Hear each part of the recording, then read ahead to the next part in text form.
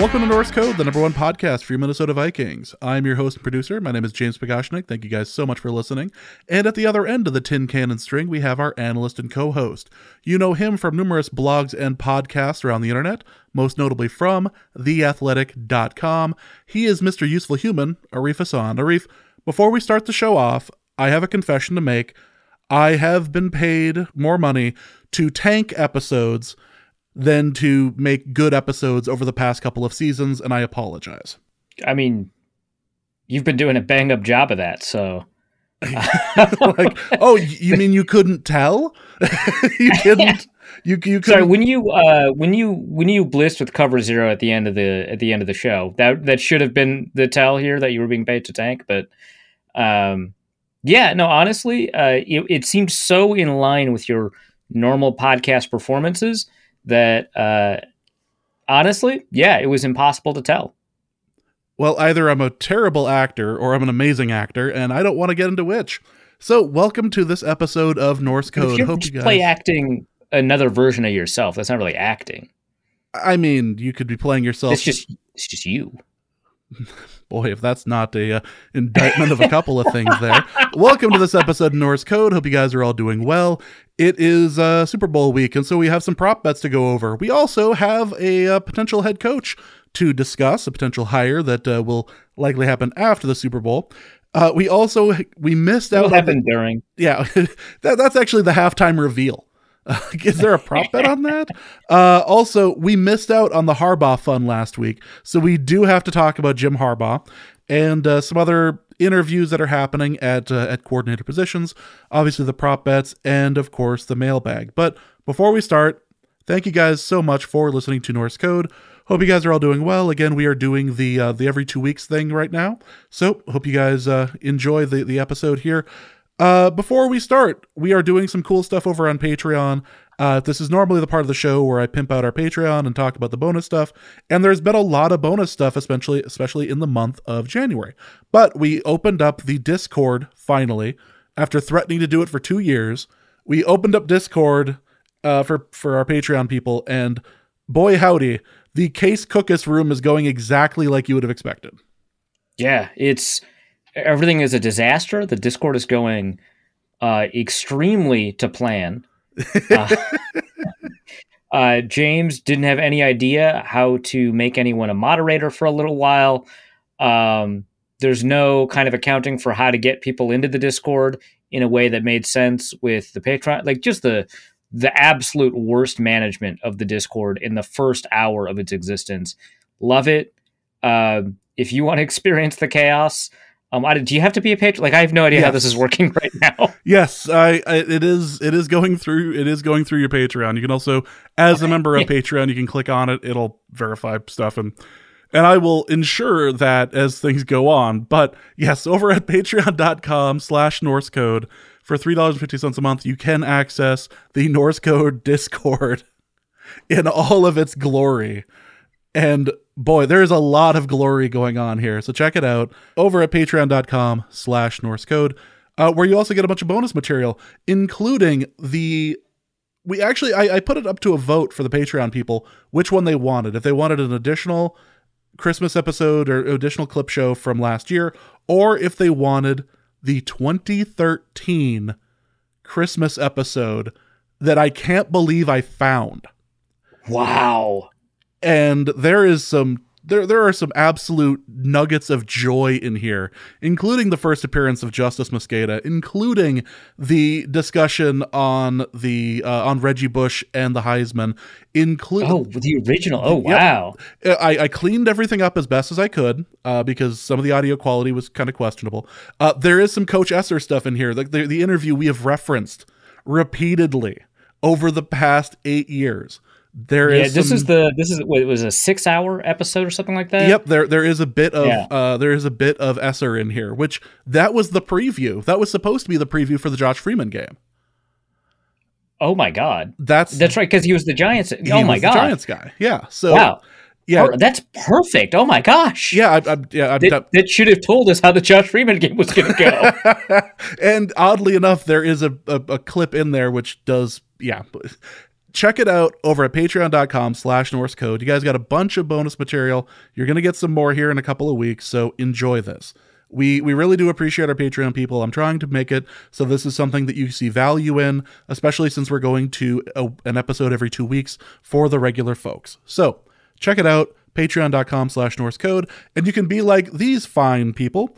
Tyler Forness, thank you so much for joining. Jacob Cost, thanks for coming back. And I realize I'm going to destroy this name. People seem to enjoy my destruction of names. Great.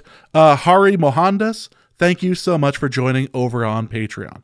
You guys are great. Just a super quick question to the last individual. Is it pronounced like Hari Kondabolu pronounces his name? If not, don't tell me. But if so, please chime in. So, yes, patreon.com/Norse Code. Great. Otherwise, you can go to paypal.me/Norse Code as well, and I can add you to the Discord if you'd like through there for a limited period of time. Also, you can go to norsecode.threadless.com as well and get some of the merchandise that we have up for sale there. All right. We've been gone for 2 weeks, and a lot of Viking stuff has come out, including the likely hire of Kevin O'Connell, who is a coordinator over at the Rams. And as is league rules, you cannot hire someone, technically, until their season is over, correct? Right. So this is Kevin O'Connell, offensive coordinator for the Rams. Let's hear it. Why is this a decent hire? So I'm going to break down this hire in a lot more detail as soon as the presser happens. But kind of the first couple of bits or nuggets about the hire that kind of stand out, I think, are first that the culture that the Rams have produced seemed to be fairly in line with the culture that Adofo-Mensah wants to create. I would take all of that kind of with a grain of salt, of course, because every new GM and every new coach will talk about the culture that they're trying to create. Almost all of them will mention stuff like collaboration and stuff like that. And so there's always going to be lip service to a set of universal shared values that new hires tend to talk about. And we don't necessarily see if that kind of breaks down the line. Like I think when, for example, Doug Peterson was hired with the Eagles, there's a lot of discussion about collaboration. And it turns out that the Eagles famously did not do that, although they grabbed a Super Bowl along the way. So, who knows? But, that's just kind of something that to keep in mind. But the discussions I've seen, I think even going back to like 2017, I was just kind of reading some internal stuff about the Rams, people that were kind of embedded within the Rams that, kind of later talked about it. And again, because the Rams were winning a lot, it was very easy to talk about these are the things that made them go. And sometimes there's like a selection bias here. But my understanding is that it was a remarkably kind of in line in terms of culture staff. And so one of the things that made McVay such a successful coach, according to, again, a lot of these people, is that it was kind of like this leadership model that's like very popular. That's, in a bunch of the leadership books and stuff like that, where I think they call it in leadership books something like window mirror or something like that, the paradox of the window mirror leadership style. So when you're successful, you look out the window and you congratulate your teammates for helping you become successful. When you're not successful, you look in the mirror and, all that, right? And that's exactly what Adofo-Mensah was talking about with the Browns when he did a press availability with the Browns. I believe he mentioned a pretty similar concept with the Vikings and stuff like that. But also that seems to have been the culture within the McVay organization. Now, O'Connell obviously wasn't a member of the McVay organization back in 2018 or 2017, but that kind of seems to have translated over kind of this humility to learn, kind of no ego sort of stuff that, again, that's something that we see from a lot of coaching organizations. I know that Mike Zimmer mentioned the importance of not having an ego, but if you were to like kind of list the cultural values that Mike Zimmer would put into place based off of his pressers initially with the Vikings, you would probably put stuff like, capacity to teach or coaches are teachers, like above that, right? You would find like finding smart players was above that, right? Which none of these are bad values, but in terms of how you prioritize the values, that seems to be kind of one of the priority values within the Rams organization, an egoless coaching staff. And so that was something that seemed to be fairly big within kind of the McVay coaching culture. And the so long as there's like a cultural, like I don't know what leads to a more successful organization necessarily from a football standpoint. Like Bill Belichick, for example, has the humility to learn, but you can't convince me he doesn't have an ego. It's well deserved, right? But you can't convince me he doesn't have an ego. Josh McDaniels famously has like a huge ego, and he's been very successful as the offensive coordinator for the Patriots for like a long time. So multiple stints, also famously. I don't know that makes a successful organization compared to other high priority cultural values, but alignment is probably better than misalignment, right? So there's that to kind of keep in mind. And then in terms of like from a schematic standpoint, obviously there's like a lot of similarities with what the Vikings do, because all of this kind of stems from the Shanahan West Coast, which is an offshoot of kind of the original West Coast with Bill Walsh, and the Callahan and Gibbs stuff that Shanahan worked with in Denver. And so they're very similar kind of branches of the wide zone style play action heavy West Coast offense, different from other West Coast offenses like the ones that you see obviously in Kansas City and you previously saw in Philadelphia, and other West Coasts around the league. But this strain of West Coast offense currently obviously is very popular. You see it with the Packers, you see it with the Titans, you see it with the Falcons, and obviously the Rams and the 49ers. Plus probably a couple of other teams I forgot. Like that's how popular this strain of the West Coast offense is. And this is kind of fairly well aligned because the Kubiak system was built off the Shanahan system, and the current Shanahan system is obviously built off of that previous Shanahan system, and the McVay system is built off of the Shanahan system. And so all of these are kind of like cousins to each other, right? There are some differences, right? Like the Vikings playbook, I would argue, is a little bit more expansive than the Rams playbook, just in terms of the number of plays that they have. And so the goal of the Rams offense, and this is also something that Kyle Shanahan emphasizes too, and so this is something that you can kind of, pair together, but I don't think was true in kind of the Kubiak offense. The goal was to create the illusion of complexity, which is a phrase that I'll be using a lot in articles going forward. I'll ask about it in a presser, so we'll hear it a lot. So be prepared to hear that phrase a lot in Vikings coverage if I'm successful at making sure that people talk about it. So the goal is to create the illusion of complexity. So you don't have that many schemes, that many plays, or that many formations. The formations within the same offensive series will tend to look the same. The plays in the same offensive series will tend to look the same. So you'll run a play, then you'll fake that play, on the next player or down the line in the same series, and the counter will be that faked play will counter the best response to the previous play. So, for example, if you run a play where you're running kind of essentially 9-8-9, which is I'm using a terminology from a different system, a non-West Coast system, but 9-8-9 is a 9 route, an 8 route, and a 9 route. That comes from the Coryell system. But the 9 is a go route, the 8 is a post route, the 9 is a go route. And so you've got 2 go routes on either side that are going straight down the field deep. Then the 8 is a post route, and that one is a seam route from the tight end or the slot receiver that initially goes upfield and then angles inwards towards the goalpost. And so that's the 9-8-9. So maybe you run a 9-8-9 or a go post go or whatever you want to call it. And then a couple of plays down the line, you still run the 9-8-9, but one of the 9 routes actually turns into a curl route, right? And a defender is going to see the same play from before and kind of cheat deep and miss the curl route or something like that. And so you just have a counter based off of the way that people might want to play that, right? And that is kind of the central defining feature of these offenses, way more than any of kind of the formation specificity or personnel tendencies that they have. It's more important that they find ways to run a bunch of plays out of the same formation, which has also been a hallmark of Bill Belichick style offenses. I say Bill Belichick style, even though he's a defensive guy, but what he likes to have on offense is a very similar concept, even though it's a different package, right? Because he runs Earhart Perkins offenses, and we're talking about West Coast offenses. That's a terminology difference.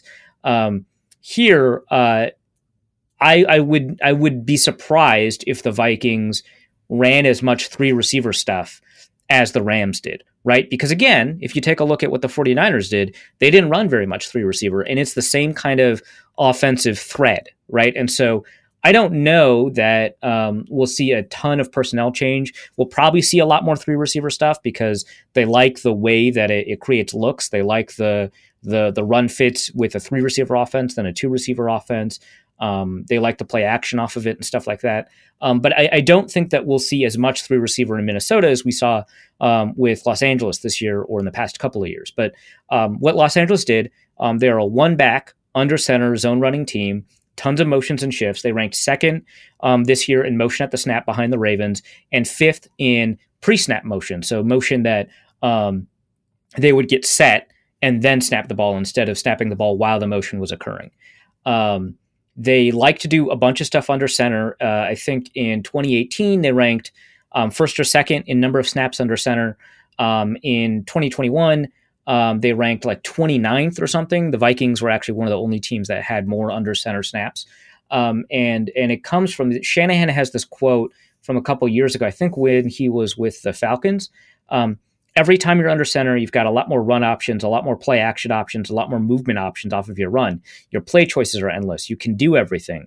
Once you get into the shotgun, certain things are cut in half. Play action is not as good because it happens quicker. You can't hold the ball out there for as long. It just eliminates it being balanced. So what he means by cut in half is that when you're in shotgun, runs tend to only go in the direction opposite where the back is lined up, right? So if the back is left of the quarterback, the run it generally can only go to the right. There are some counters, but it generally only goes to the right. It takes a really skilled set of running backs and offensive linemen to be able to kind of move left on a consistent basis off of that. And I think we did actually see that from some teams this year, but it is a lot less common. So that's what he means by cut in half, which also limits kind of where your quarterback can bootleg to, because if the runs can only really go in one direction, the bootleg can really only go in one direction, which is away from the run. And then the play action is not as good because it happens quicker. That's just a reference to the number of steps it takes for the quarterback to hand the ball off to the running back. In shotgun, it takes 2 steps for the running back to get to the quarterback. The quarterback stays where he is, and then you pull the ball back and you throw it, right? So that's a 2-step play action versus a 5 or 7-step play action that occurs from under center. And so the play action element lasts longer and the defense is tricked into believing it's a run for a longer portion of the play. So that's what he means by those two things. So I think we'll still see a lot of under center usage because we see a bunch of under center with the Shanahan offenses. We see a bunch of under center with the McVay offenses. I'll take a look at what Arthur Smith is doing in Atlanta. I'll take a look at what the Tennessee Titans are doing, and I'll take a look at what the Green Bay Packers are doing from under center and shotgun, because they have different personnel that might, move them in another direction or something like that. But in terms of what Los Angeles and San Francisco do, there's a ton of under center stuff. So I think we'll continue to see that. And I think that as to the question of, like, say, CJ Hammer, the 49ers love using Kyle Juszczyk, right? And these systems, because they're offshoots of each other, will find room for the players that they have. And so the Vikings have a fairly talented tight end in Tyler Conklin, a tight end that they think has a lot of promise in Irv Smith, a fullback that they like a lot in CJ Ham. And so I wouldn't be surprised if they found a way to put all 3 of those players on the field at the same time, because any system that privileges under center work will have room for these different player types. As opposed to shotgun, there's just a little bit less flexibility in terms of the players they could put on the field, because there's not much your fullback can do in shotgun, or there's not much there's a little bit that your move tight end can do, but a little bit less that you can do in shotgun. In pistol, you can grab some of that back, but for the most part, that might not be there. And you'll see, like, other stuff. I'm going to write a whole article about this next week. This week is going to be an article.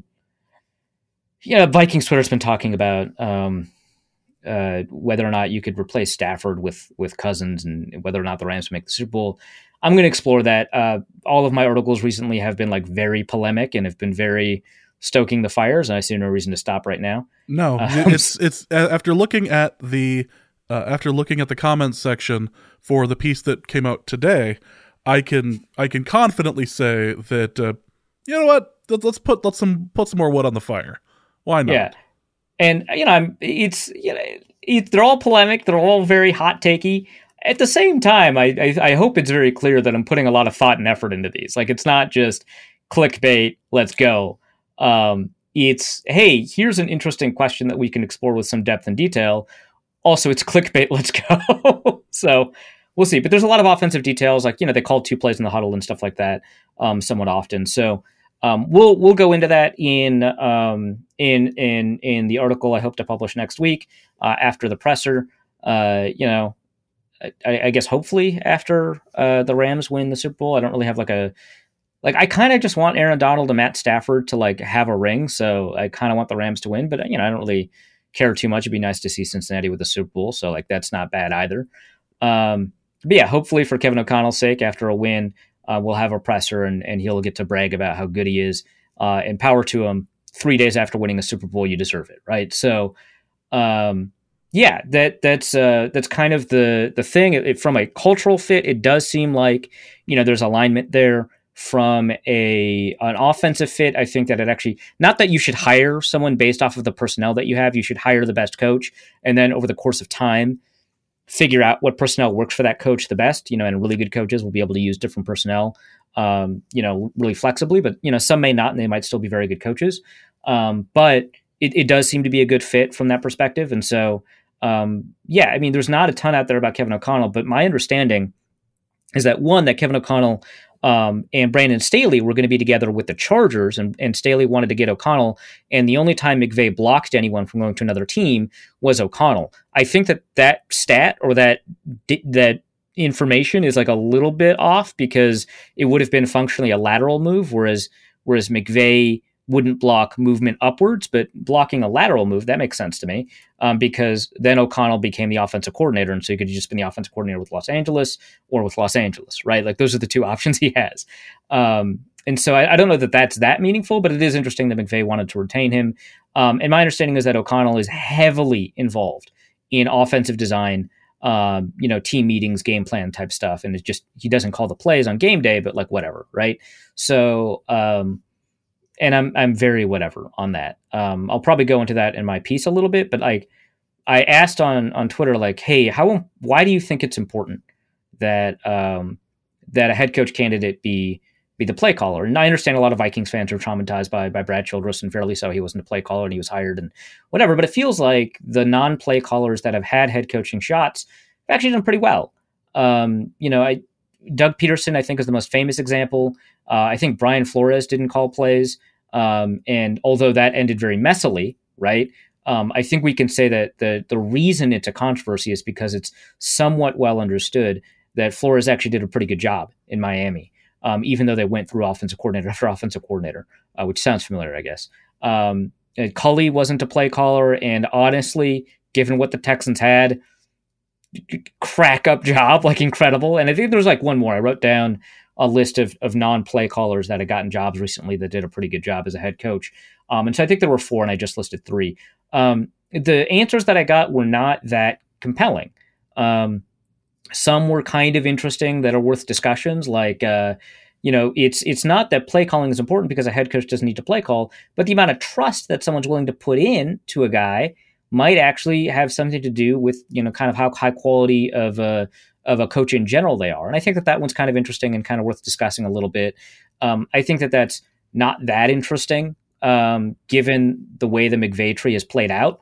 But I like that kind of approach because I think that kind of thinks about things in a little bit of a different context. But most of the answers I got, were not, that compelling to me because, like, I mean, and maybe I'm highlighting the ones that were the least compelling, but like the one that was like, you need a leader of men. And it's like, leadership doesn't really occur on the headset directly to the quarterback, right? Like leadership occurs in a lot of contexts, but calling plays to the quarter, like, no.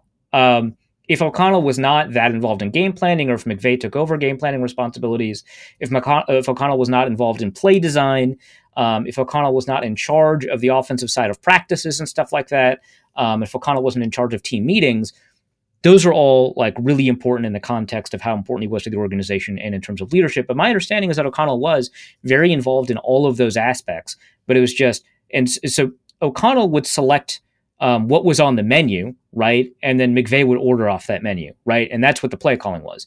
And so O'Connell had a ton of control over what was happening on that offense. Just on game day, he's interfacing directly with players. He's going with the players and reviewing kind of what's happening on the Microsoft Surface tablet or whatever, right? Which, again, that's a form of leadership. He's leading people on the field. He's just not directly calling plays. He's also on the headset. He's also advising McVay, right? But he didn't, do that exactly. There was a really interesting kind of play calling structure in Philadelphia And Frank Reich turned out to be, I think, a really good coach. Like maybe they made an error in trading for Carson Wentz, but I think most of us can agree that Frank Reich is a really good coach. And they had a crazy kind of play calling structure there. Harbaugh had a crazy play calling structure back with the 49ers that was actually fairly similar to that Philadelphia one, where you had multiple play callers for different situations or elements of the field. So you had like a red zone play caller, right? Which I think both Philadelphia and the 49ers had. Like the Philadelphia red zone play caller was actually John DeFilippo, right? And the Philadelphia red zone play caller, I believe, was not Greg Roman. It was somebody else. But like that, like there was a whole kind of setup. And so you didn't have a play caller, right? And that's fine. So all of these elements together, I think that one is like the least important, because what's going to make a head coach successful has very little to do with play calling. And in fact, has very little to do with how good or bad an offense or a defense was. It has a lot to do with kind of organizational sense and leadership and all that. And I don't know kind of what O'Connell has in that respect. He certainly has preparedness, because kind of all of the insider stuff that you read on how that interview went down, plug, theathletic.com. I think, like, I'm obviously super biased, but I do think that The Athletic has the best breakdown of both the Harbaugh situation. The Star Tribune's is very good, but I think The Athletics is the best one on what happened with Harbaugh. And I think they also have the best one with what happened with the O'Connell interview that made him so interesting to the Vikings. And it's very clear the level of preparedness that O'Connell had, not just like that he was able to talk about Kirk Cousins in nuance and detail, but that he was prepared to talk about every element of the organization top down, with a binder with details about who the Vikings were. That blew the Vikings away. And that, has a it has a relationship with what, like an indirect relationship with what, makes a head coach good. Like one thing to keep in mind though, I think for the most part, we can agree that over the course of Zimmer's career with the Vikings, he was a good coach. He was a net good coach for the Vikings. Just couldn't get it done. Maybe it was time to move on, whatever. But for the most part, he was a good coach. He was not prepared for the interview in the same way that O'Connell was. He just wasn't interested in that element of it. He didn't have a list of coaches. He said he would figure out who would be good coaches to bring in. And that initial list of coaches that he brought in, even if they didn't work out, were very impressive names anyway. It would have been hard to grab, say, Norv Turner, right, without, having that relationship. And so, he didn't have as much in terms of preparation, and he still turned out to be a good coach. So I don't know that that's dispositive or anything like that, but that's probably a good sign, right? You might be able to say that about anybody who's hired, because you'd think in theory, everybody who's hired by every team had a good interview. That's not the case. But it is probably the case more often than not that somebody had a good interview before they were hired. I don't know that if Josh McCown, for example, were hired by the Texans, and it really sounds like the Texans really wanted to hire Josh McCown. I think it was Jane Coaston who made the joke that they wanted to hire Josh McCown, but the lawyer would not get up off the table until they agreed to hire someone else. Which, like, yeah, okay. He's just laying on the table. He's like, no, I'm not leaving. But, that, I don't think the quality of Josh McCown's interview would have kind of controlled things with the Texans, right?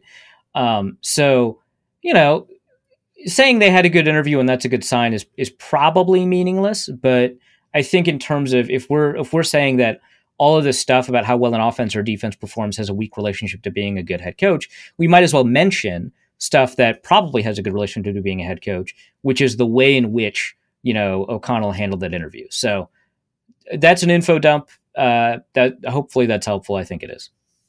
So the big news that has been kind of debated over the past week or so has involved whether or not his coming on is going to involve an extension for Cousins. And while nothing is concrete, is there anything we can glean from this speculation? Yeah, Jeremy Fowler at ESPN has had like a bunch of nuggets about the Vikings coaching search, which I find interesting. I don't think he's like wrong or anything like that. I don't think that like he is making any of this up, but it feels like he wasn't unique in breaking a bunch of Vikings news before now, right? Like right, James? Like I don't recall seeing Jeremy Fowler on my timeline so much. Not as much as in what's happening over the past 2 weeks.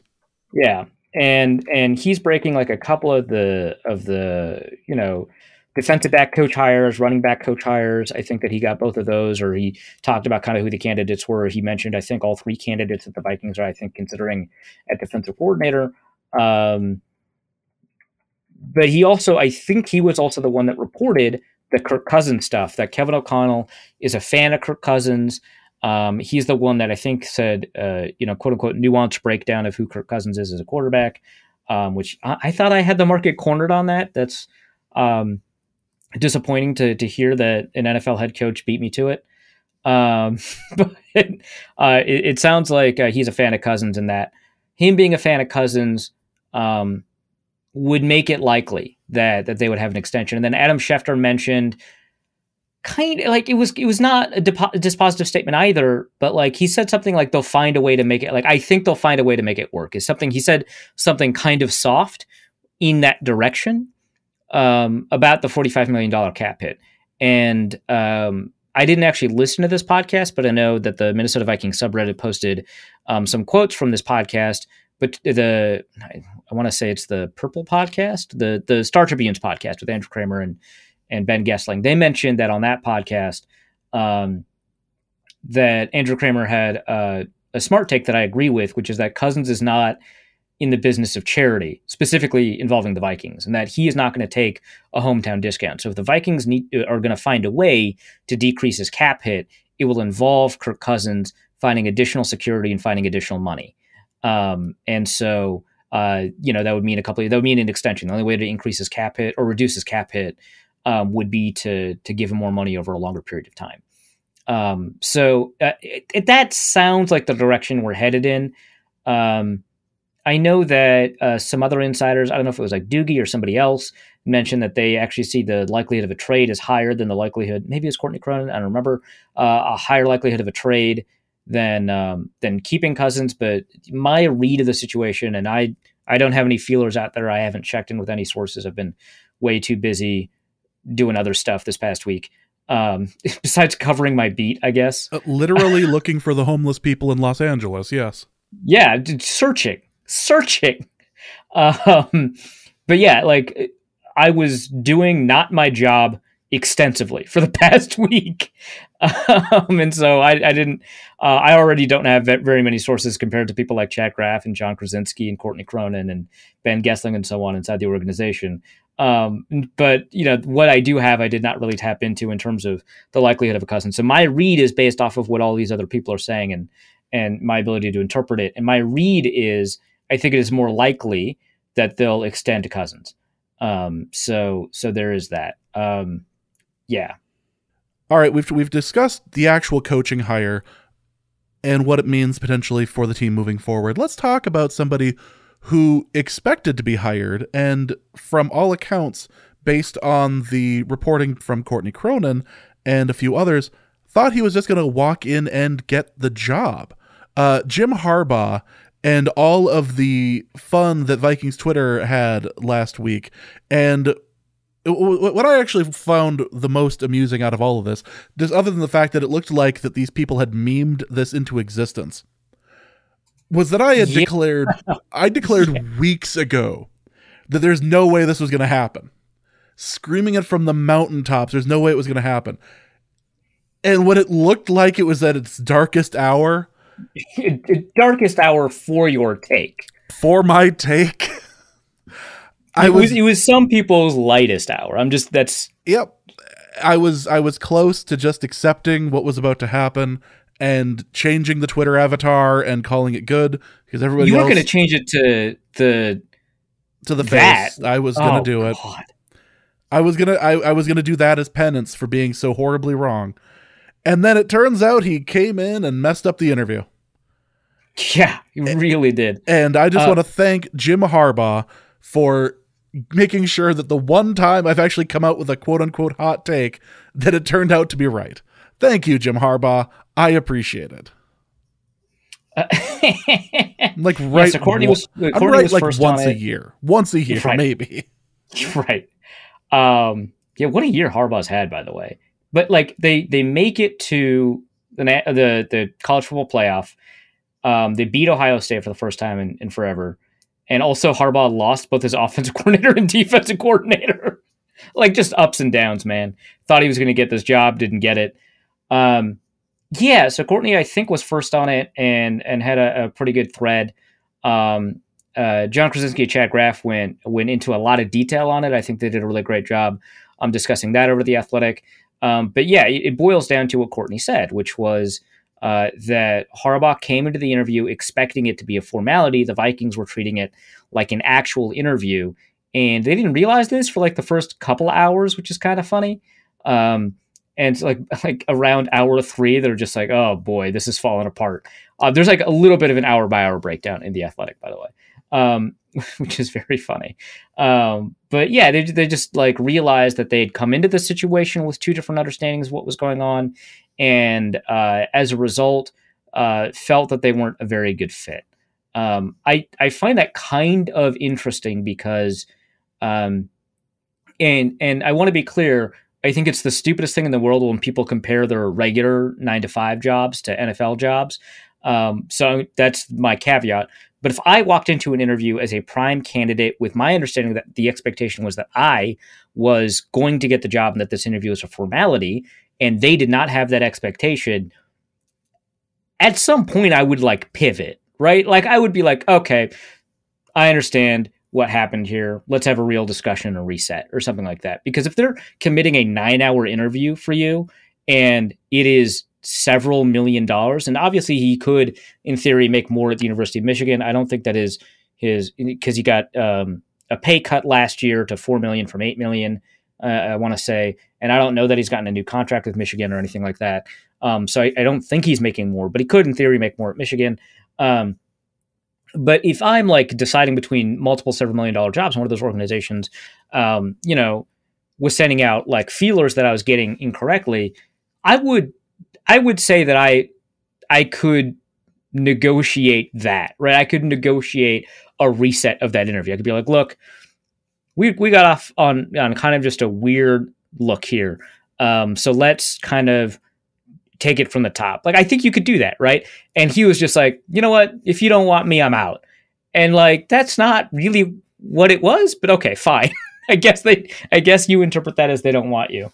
But he is pretty volatile, right? And the Vikings' primary concern with Jim Harbaugh was his stability, and not like, I mean, like he's also like kind of weird. I shouldn't say kind of. He's weird, right? But like stability in terms of their ability to make sure that he's always going to be there, that they don't have to worry about him leaving for another job, that he's not going to drive coaches out or anything like that. That kind of stability.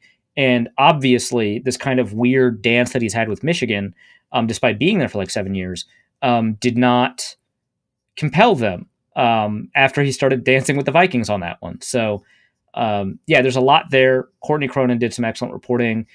Chad Graff and John Krasinski did some excellent reporting.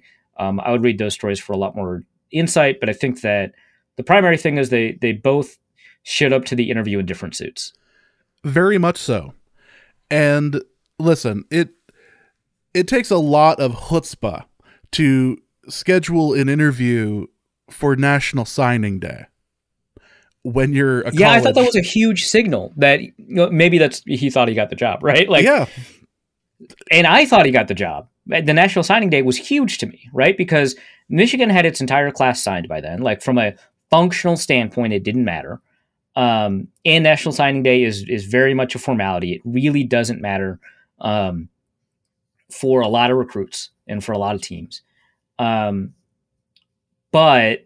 the symbolism of it is, I think, huge. And if your coach isn't available on National Signing Day, I think it means a lot. And so I thought it meant a lot. And I think it did mean a lot from the Harbaugh side of it, because he thought he had the job. So very weird signal to send, but I don't think we read the signals wrong. I think the people sending out the signals, i.e. Harbaugh, read the signals wrong on that one. Yeah, it was just so weird to sit and watch, and just the roller coaster that it took the Vikings fandom on, because it looked so certain to be a thing, and I'm screaming from the rooftops, no, there's no way. It's so dumb that this. Listen, there's an axiom as old as time. If she cheats with you, she'll cheat on you. Michigan, you're getting back into bed with this. Just for the record, you don't have a much better option, but you're stuck with this now. Congrats. No, but she cheated because what we had was special. That's the difference, James. You don't understand. Yeah. On your anniversary, huh? You went out with somebody else? That's what you did?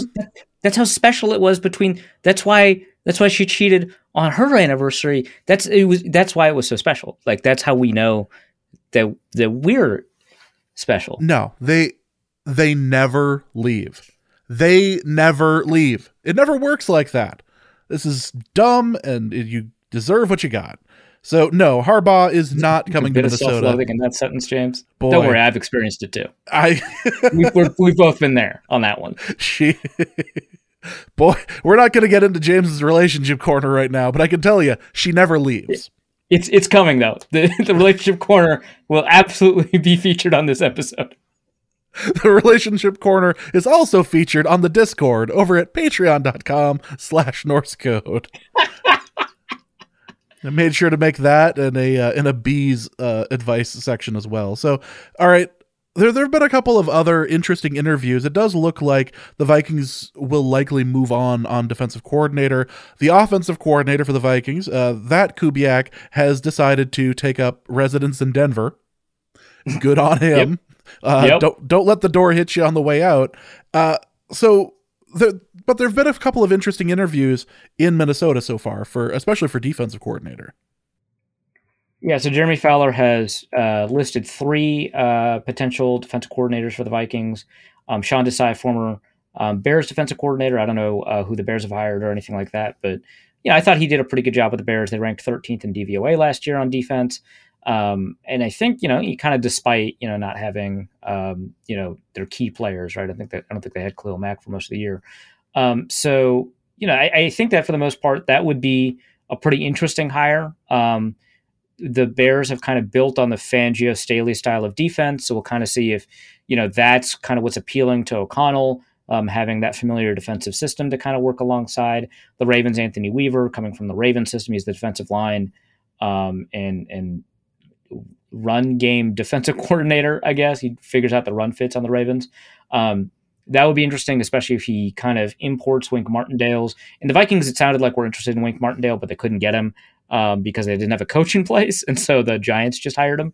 But it would be interesting to see if he imports the super blitz heavy approach that the Ravens have taken. That would be kind of fun to kind of watch too. Who knows how effective it'll be for the Ravens. It has been, but he's not going to be as talented. He might be be less talented as the previous Ravens defensive coordinator. And then there's the Lions' defensive backs coach, Aubrey Pleasant. And I don't really know what to take from that. I think the Lions defense got better and overperformed, but I don't know that is an enormous accomplishment this last year. So that sounds kind of interesting. I don't know that we're going to glean a lot from this list until somebody is hired. And I would love to talk to somebody who's an expert on that team when they hire somebody. And so I would love to talk to Lauren Cox about Sean Desai. I'd love to talk to, the people that we brought on for the Ravens, who I'm sorry, I forgot your name. But we didn't get anybody on the Ravens, right? I had to, because we were doing the show in Baltimore. So correct. Or I'd love to talk to Jeremy Reisman about the Lions. So we'd love to talk to an expert about the way that they design their defense. That'd be a good podcast episode as well. So yeah, all of that, I think kind of, I don't know, there's some juice in the idea of changing the way that defense is run. Yeah, it's time.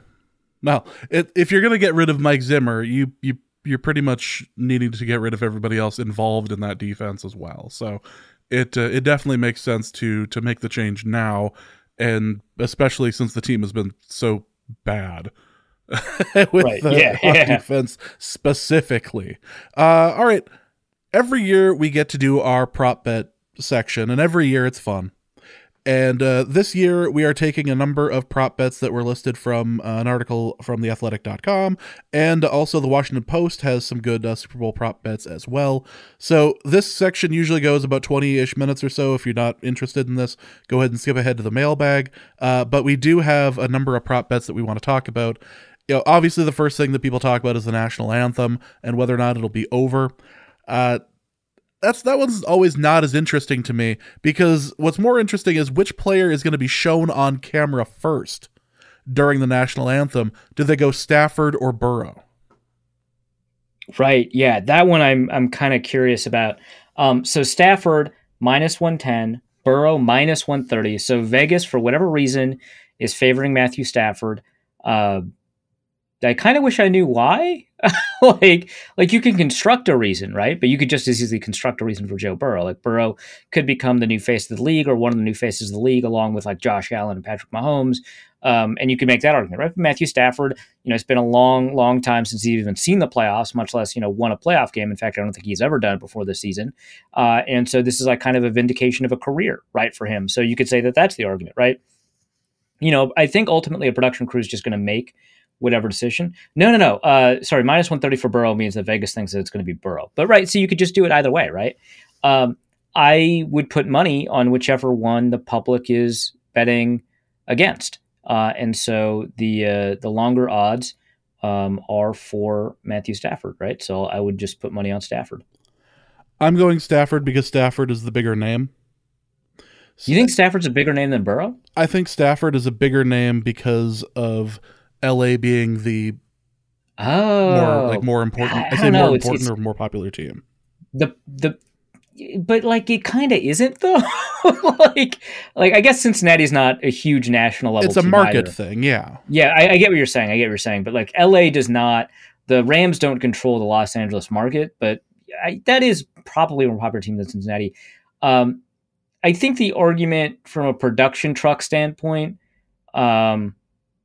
I think Burrow is a more popular player, and maybe that's what's driving the fact that Burrow has more favorable odds. But I think it'll basically be a coin flip. So that's why I'm choosing Stafford here. All right. Also, which coach will be shown on camera first during the national anthem, Sean McVay or Zach Taylor? Okay, this one makes a lot of sense that Sean McVay is minus 150 and Zach Taylor is plus 110. McVay is favored by quite a bit. McVay is the much more recognizable coach. It's kind of easier to talk about. If you're setting up the McVay-Taylor talking point, that Taylor used to work for McVay, it makes a ton of sense to talk about McVay. The odds, I think, swing me in the other direction, actually.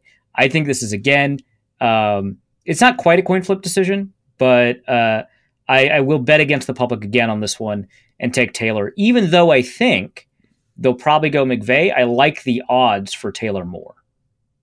So I don't have the odds on this one, but there is a question of who will appear in a Super Bowl commercial first: the Budweiser Clydesdales, or Frito-Lay's Megan Thee Stallion.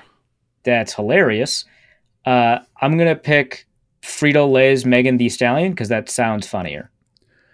Like she plays for Frito-Lay. That's what it sounds like. Yeah, I'm going the horses, but yeah, we've got a. It's so stupid, and I love it. Let's go to which will be shown first during any Super Bowl commercial: a rocket, the moon, an astronaut, or an alien. Now, considering the number of movies coming out right now involving all of these things, right? Especially the moon with Moonshot or with Moonfall, yeah. Okay, so I think the moon has some structural advantages here. One, Moonfall. Really? Yeah. Yep. Two, it's coming down. How is there structural like? Well, the moon is structurally unsound in the plot of the movie, but for the bet, it has some advantages.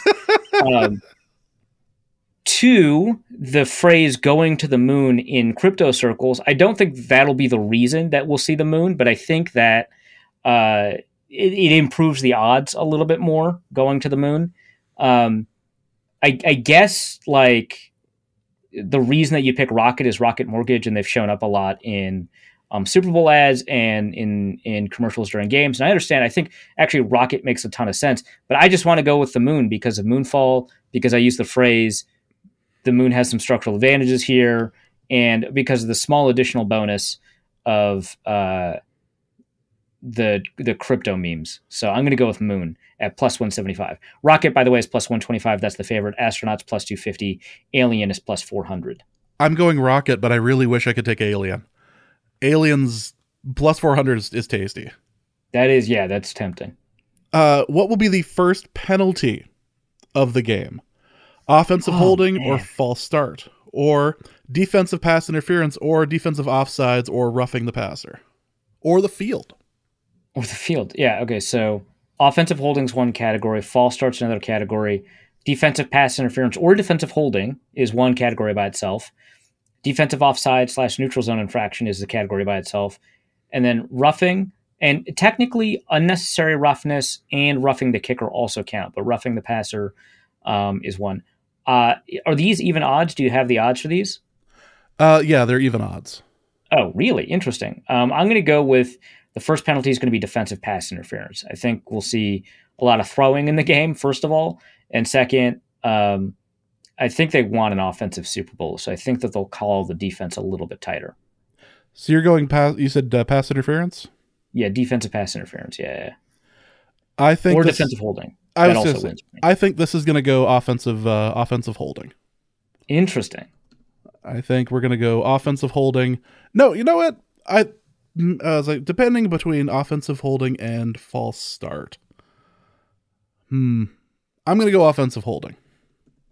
Okay, it is a bad offensive line against Aaron Donald, so there is some juice to squeeze there. I get that argument for sure. Yeah. Also, will a highlight video clip of Chris Collinsworth playing in one of the Bengals' previous 2 Super Bowls be shown during the Super Bowl broadcast?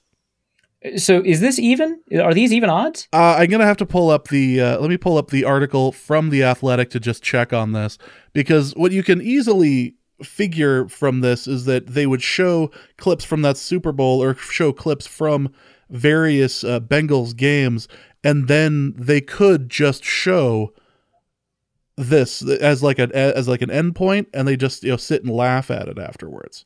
Yeah. I think that this is almost a guarantee. I'm surprised that this is on the board. Yeah, no, there's no odds posted for it. Okay. So I'll go with yes. Yeah, that seems like it's too obvious a thing to not do. Definitely. This is the closest we'll get to the Anthony Kiedis shirtless bet. Yeah, the famous, for those who did not listen a few years ago, when the Red Hot Chili Peppers were announced as the performer, there was a prop bet as to whether or not Anthony Kiedis would be shirtless. At any point. At any point. It wasn't that he'll come out shirtless, or anything. It was just at any point. And he came out shirtless because it's the Red Hot Chili Peppers. Yes. The question really was whether or not he'd be wearing pants. So right. Yeah. Is he only going to be wearing a sock? That's the question. And we urged all of our listeners to bet the farm on him on him going out without a shirt. And immediately we were just all the joy in the world when that happened. It's like, yep, we were totally right on that. It was the dumbest bet. Why you would even consider. That bet was a license to print money. That's all it was. A team with more offensive plays in the game. Cincinnati or Los Angeles? Oh, man. More offensive plays. I'm going to go with Los Angeles. I think that Cincinnati will see a couple of 3 and outs just by the nature of that offensive line. And that'll lead to punts, and that'll lead to longer drives. So yeah, but this could change on a number of things. Stafford could throw one of those ugly interceptions that he threw near the end of the season, and that could lead to shortened drives and stuff like that. But Los Angeles is -125, so they are favored here. I would still take them as the favorite to have more offensive plays. Yeah, team to call the first timeout, however, Cincinnati -110, Los Angeles is also 110, so it's even odds on that. Okay, this one's interesting because it might depend on the book that you're getting at. Because at BetOnline, the Los Angeles Rams are -140 to call the first time out. The Bengals are +110. I have not looked at who has called timeouts earlier in games and whether or not the Rams use timeouts as a game management tool versus a clock management tool, or if the Bengals save all their timeouts or whatever, right? But the Rams are, I'm not going to say heavy favorites, but like pretty decent favorites here at -140 in this book. And so if you can get them at even odds, -110, -110, I would take the Rams -110 with whatever book this is. So based off the fact that there is another book with different odds, I'm taking the Rams for the odds that are listed here. It is hard to imagine a situation where Cincinnati has to, because it's not like this is technically a home game. The Rams, there's a lot of money for these tickets. I'd like to believe that the LA fan base isn't just showing up for this. and causing like it being too loud for Cincinnati, and Cincinnati has to burn a timeout. Otherwise, they're going to end up getting called for delay a game. Like, I don't think it works like that, but I'm going to take Cincinnati on this. I think I'm going to try. I think I'm going to try on this one. I think Cincinnati could be a dark horse on the on the first time out. Here's also another license to print money. Matthew Stafford pass completions under 24.5 minus 120, over 24.5 minus 108. Man, so I mean, this has all the hallmarks, right, of a shootout, right? Like I can't imagine. So Stafford has had a number of games below and above, right? I think he's had slightly more than half of his games above 24.5. But I think given Burrow's talent and supporting cast, at least from a skill perspective, and how much I don't necessarily trust the Bengals defense, I think that we should bias towards the over here. And which is what the odds do, but it just feels kind of obvious that, or the odds are biased towards the under. So yeah, I'll take the over on this one. For me, it seems like it would be dumb not to. Yeah, so it's super obvious to you to take the over as well. Yeah. How many punts will there be in the game? The over under is 6.5. Oh man, you gotta imagine 3 and outs as a result of Aaron Donald destroying that horrendous offensive line. Yeah. I'm going to use this one to hedge my more offensive plays in a game bet, and so the two are pretty correlated, right? More punts, you're probably going to get more of them come from Cincinnati, but I'm going to use this as a hedge, so I'm going to take the under 6.5 plus 120, and I think. I think that'll help me out. Yeah, I'm totally taking the over on this. I think 7 feels right. I think unless Stafford decides he's just going to arm punt a couple times, which will not count for this. But next question: who will have the longer catch, Cooper Kupp or Ja'Marr Chase? Ja'Marr, is that even? There were no odds listed for it. Yeah, so let's treat this as even for us. I would go with Ja'Marr Chase, right? Like, is that not? Am I screwed up here? Just because Kupp has had more receptions, that he's got more opportunities to have the longest catch. Let's look this up. I'm kind of curious. I think what you'd want to look at here would be the yak factor on it. Although they're both yak machines, right? Like they both have a lot of, despite the fact that neither of them ran like incredible 40s or whatever, right? We both know them to generate a bunch of big plays. If we go game by game and just take a look at kind of the longest receptions that they've had, so I'm going to take a look at the 2021 game logs for both of them. If I look using kind of the tool that The Athletic gives me for doing like advanced database searches, and I forget how to do it, I can still look up by game the longest receptions in a single game. And here's the list by longest reception in a single game this season. So Ja'Marr Chase, 82 yards, Ja'Marr Chase, 72 yards, Ja'Marr Chase, 70 yards, and then Cooper Kupp, 59, Cooper Kupp, 56, go down, Ja'Marr Chase, 53, Cooper Kupp, 52, Ja'Marr Chase, 50, Cooper Kupp, 46, Cooper Kupp 44, Cooper Kupp 44, Ja'Marr Chase 44. So those are all tied. And then Cooper Kupp 43, then Cooper Kupp 42, Ja'Marr Chase 42. I think is fairly biased in favor of Ja'Marr Chase. So I'm going to take Ja'Marr Chase with even odds on this one. Also, narratively in my head or visually in my head, it just feels like if I am treating the Bengals like a team that's chasing points, the team that is not the favorite in the game, I think they're just more likely to throw deep shots. Plus, from just a personal anecdote bias perspective, I just remember more of Ja'Marr Chase's big plays than Cooper Kupp's big plays, which is not how you should bet, but this is a podcast. I don't care. So I'm just going to pick Ja'Marr Chase. So there's a bunch of reasons to pick Ja'Marr Chase that make sense from like a betting perspective, and one that doesn't, and all of them line up on the same side to me. So I'm going to pick Ja'Marr Chase, even though Cooper Kupp's going to have more targets and therefore more opportunities to generate a big play. I think that Kupp ends up getting a bunch of 20-yarders, but I still think it's going to end up being Kupp. So I'm going to take Kupp on this one. And we get to go into the halftime show. I don't have the odds on this, but how many of the halftime show headliners will appear on stage for the start of the show? And there's the listing of it: Dr. Dre, Snoop Dogg, Mary J. Blige, Kendrick Lamar, and Eminem. How many are going to appear on stage at the very beginning of it? One seems like the easiest bet here.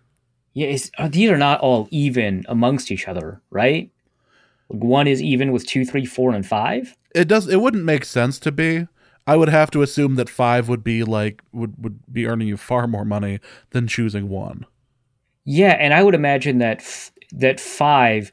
I think 4 is the least likely, right? Yeah. Why would you get 4 and not why would the 5th one just show up later? That one's weird to me. Yeah. 4 seems like the least likely. I don't like 3. I like 1, 2, and 5.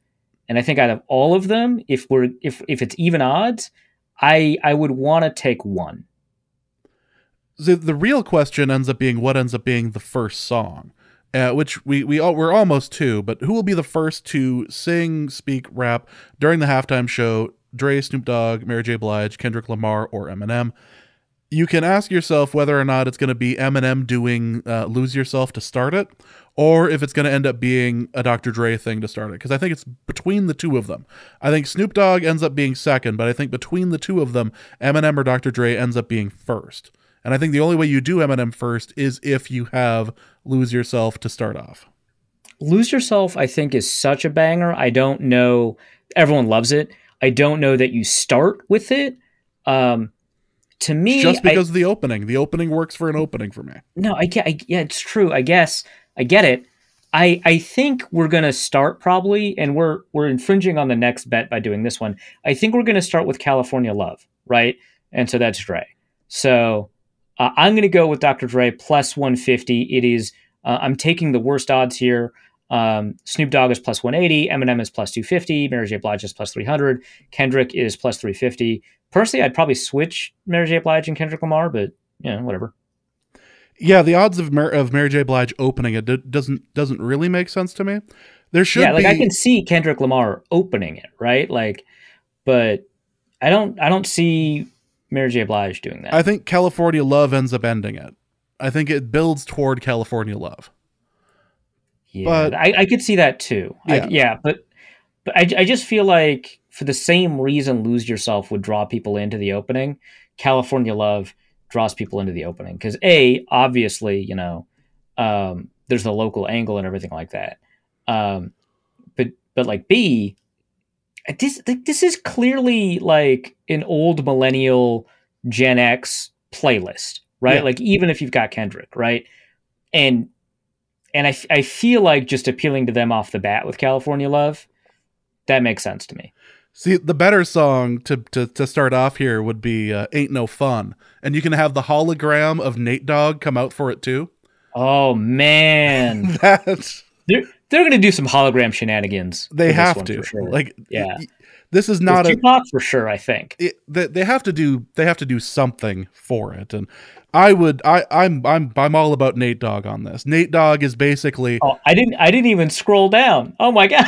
Yeah, we got a hologram bet. Yep, there is a hologram bet on this, but a Nate Dogg hologram, that would be interesting. Nate Dogg is basically the CJ Ham of that whole scene. He was put into a lot of situations maybe he didn't necessarily need to be in, but you know what he did? He delivered. Nate Dogg delivered every single time. That's all he knows how to do. That's all the man knows how to do. Some people are built for singing. He's built for music. All right. He is. Nate Dogg, his solo stuff was so terrible, but there's a number of songs where he's just so good. So very good for Dr. Dre, for Snoop, for Eminem, even with Regulators. The dude gets things done. I'm just pointing that out. And the plot of Regulators that he gets things done. Well, that is the general plot of the song. So yeah, let's come on, let's just get a big 50-foot CGI or hologram Nate Dogg. That is truly what all this needs. You know, we basically answered the question of which song will be played first. California Love, the next episode, that's interesting. Next episode could be interesting. Family Affair, still DRE, also possible. Nothing But a G Thing happens later, I think. I think so. Yeah, Lose Yourself, Drop It Like It's Hot, All the Stars, Humboldt, no, none of those. Will any of the three make a cameo appearance on stage during the show? Jay-Z, Ice Cube, or Tupac's hologram? Yeah, so the yes includes any of these three. I think if these are even odds, this is a pretty good yes, because I think Tupac's hologram is a decent likelihood, maybe like 40%. But then you get to throw in a Jay-Z appearance as well as part of the additional odds. That is really good. I think that bumps it above 50%. Plus, you get to throw an Ice Cube. There's a lot of really good opportunity here for a yes. I think if you get even odds, I'm taking yes. And the hologram thing is so memey, right? That like it would be such a missed opportunity if they didn't. Yeah. And even if we're just going individual, I would say that it would be a mistake to do this without Ice Cube. But that would be me. I don't think Jay-Z comes on. I don't think maybe Tupac's hologram. I think for Tupac's part, it ends up being Kendrick Lamar for California Love. But which is sacrilege, but this is right. No, I'm not like excited about how good I think it would be a bad idea from the perspective of if you were going to create good art. But we are long past the point where the Super Bowl halftime show is about creating good art. Like, we've seen some good performances. That ended with Up With People. Let's be honest. Right. Like, yeah. So, like, the decisions will not be made in the favor of good art. They'll be made for marketing, right? And the Tupac hologram is so obviously like like you could just do it, right? They'll make an NFT out of it. This is clear. This is oh yeah, no, for sure. This is just where we're going. All right, we're done with halftime. We're going back into the game. Michaels or Collinsworth will say what the spread or the total is. So this is important. I looked it up at least. So I grabbed this one from Bet Online, and I looked at what their definition is, right? Because Al Michaels will 100% reference a spread or a total, right? Yep. He'll say not even pretending to talk about something else. Right. He'll be like, man, a lot of people really wanted that field goal, even though they wouldn't win if they had made it. Right. Like that sort of thing. Right. And an obvious reference to the spread or the total. But the rule is that he must explicitly mention it. Right. And I think he has to say the number. Like, it doesn't, like, he could say, you know, the expectation is like the Rams are favored by 3 points. Right. Like, that might count. But he has to be explicit that this is like a spread, right? And that's why I'm taking no here, because the way he references the spread of the total, and now that gambling is significantly more legal, right, it would be easier for him not to do it. But the way he's generally referenced the spread has been wink nudge. And so I'm going to take the no, which is minus 400. Yes is plus 250. This bet is a trap to me. No, I agree. He doesn't. The NFL being as into gambling right now as it is, even so, I don't think that he crosses that line. I think another broadcasting team might, but I don't think he would.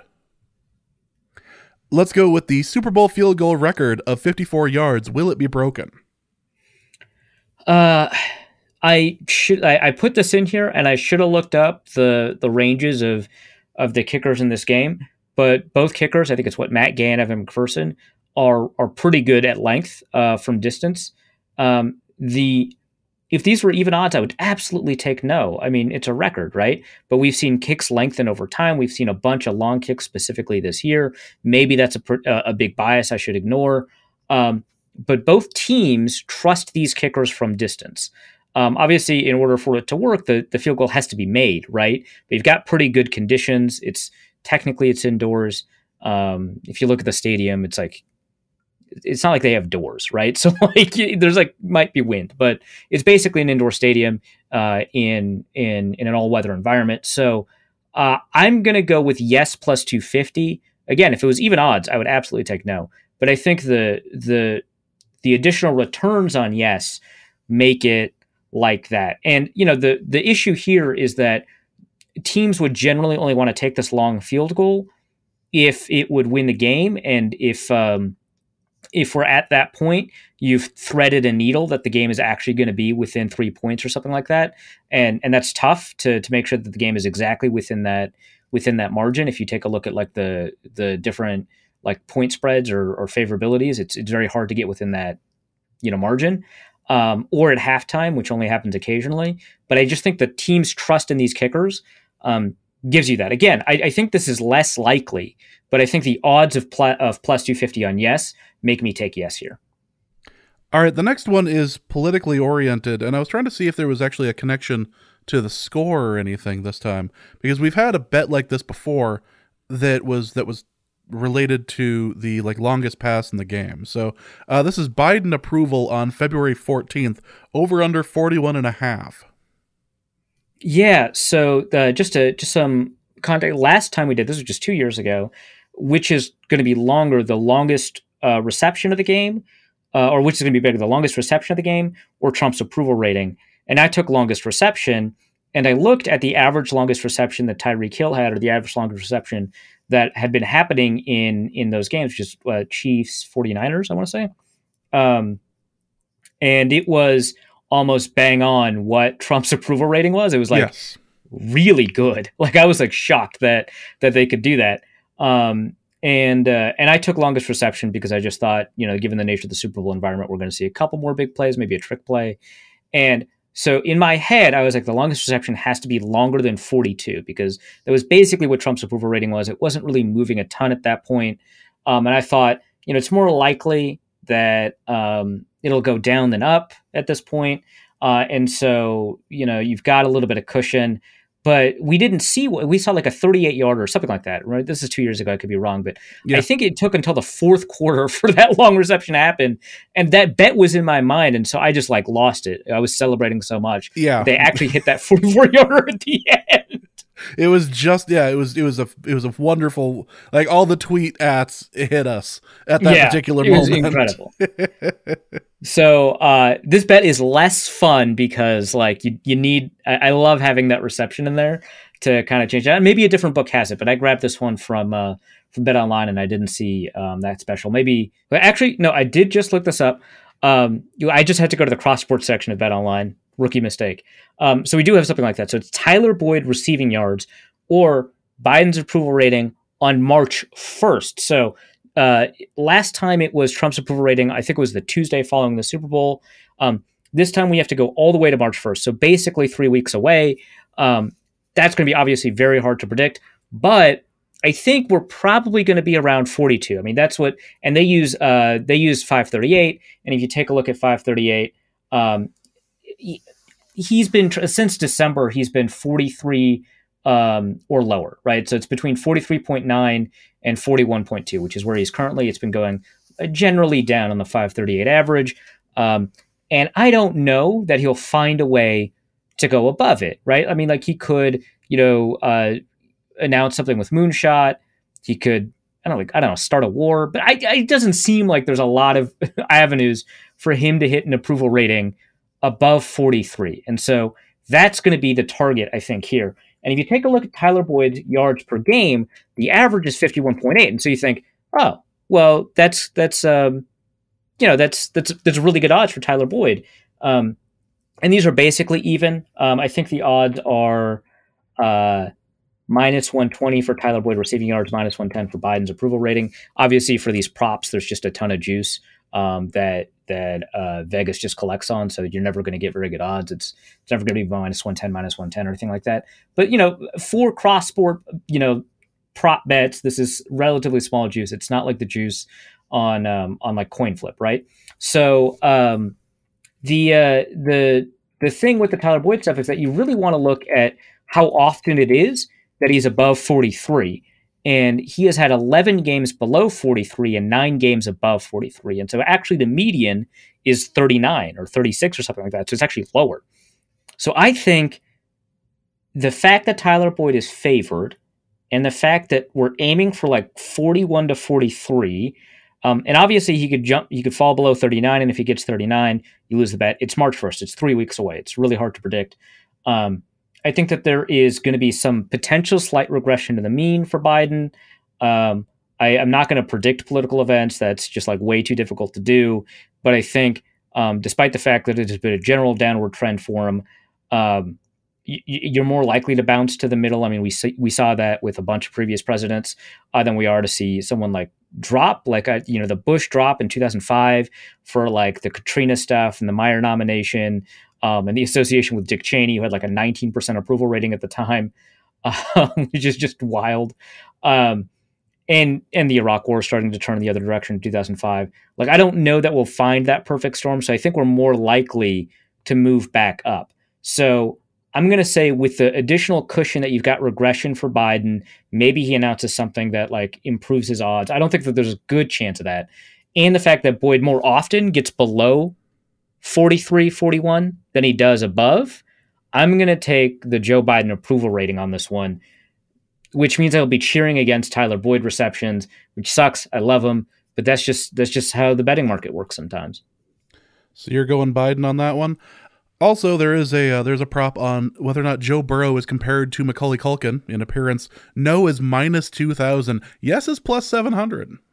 Yeah, so this has been going around a little bit as a meme. I don't think it's a powerful enough meme to land on the broadcast. I just wanted to put it out there because it's very funny.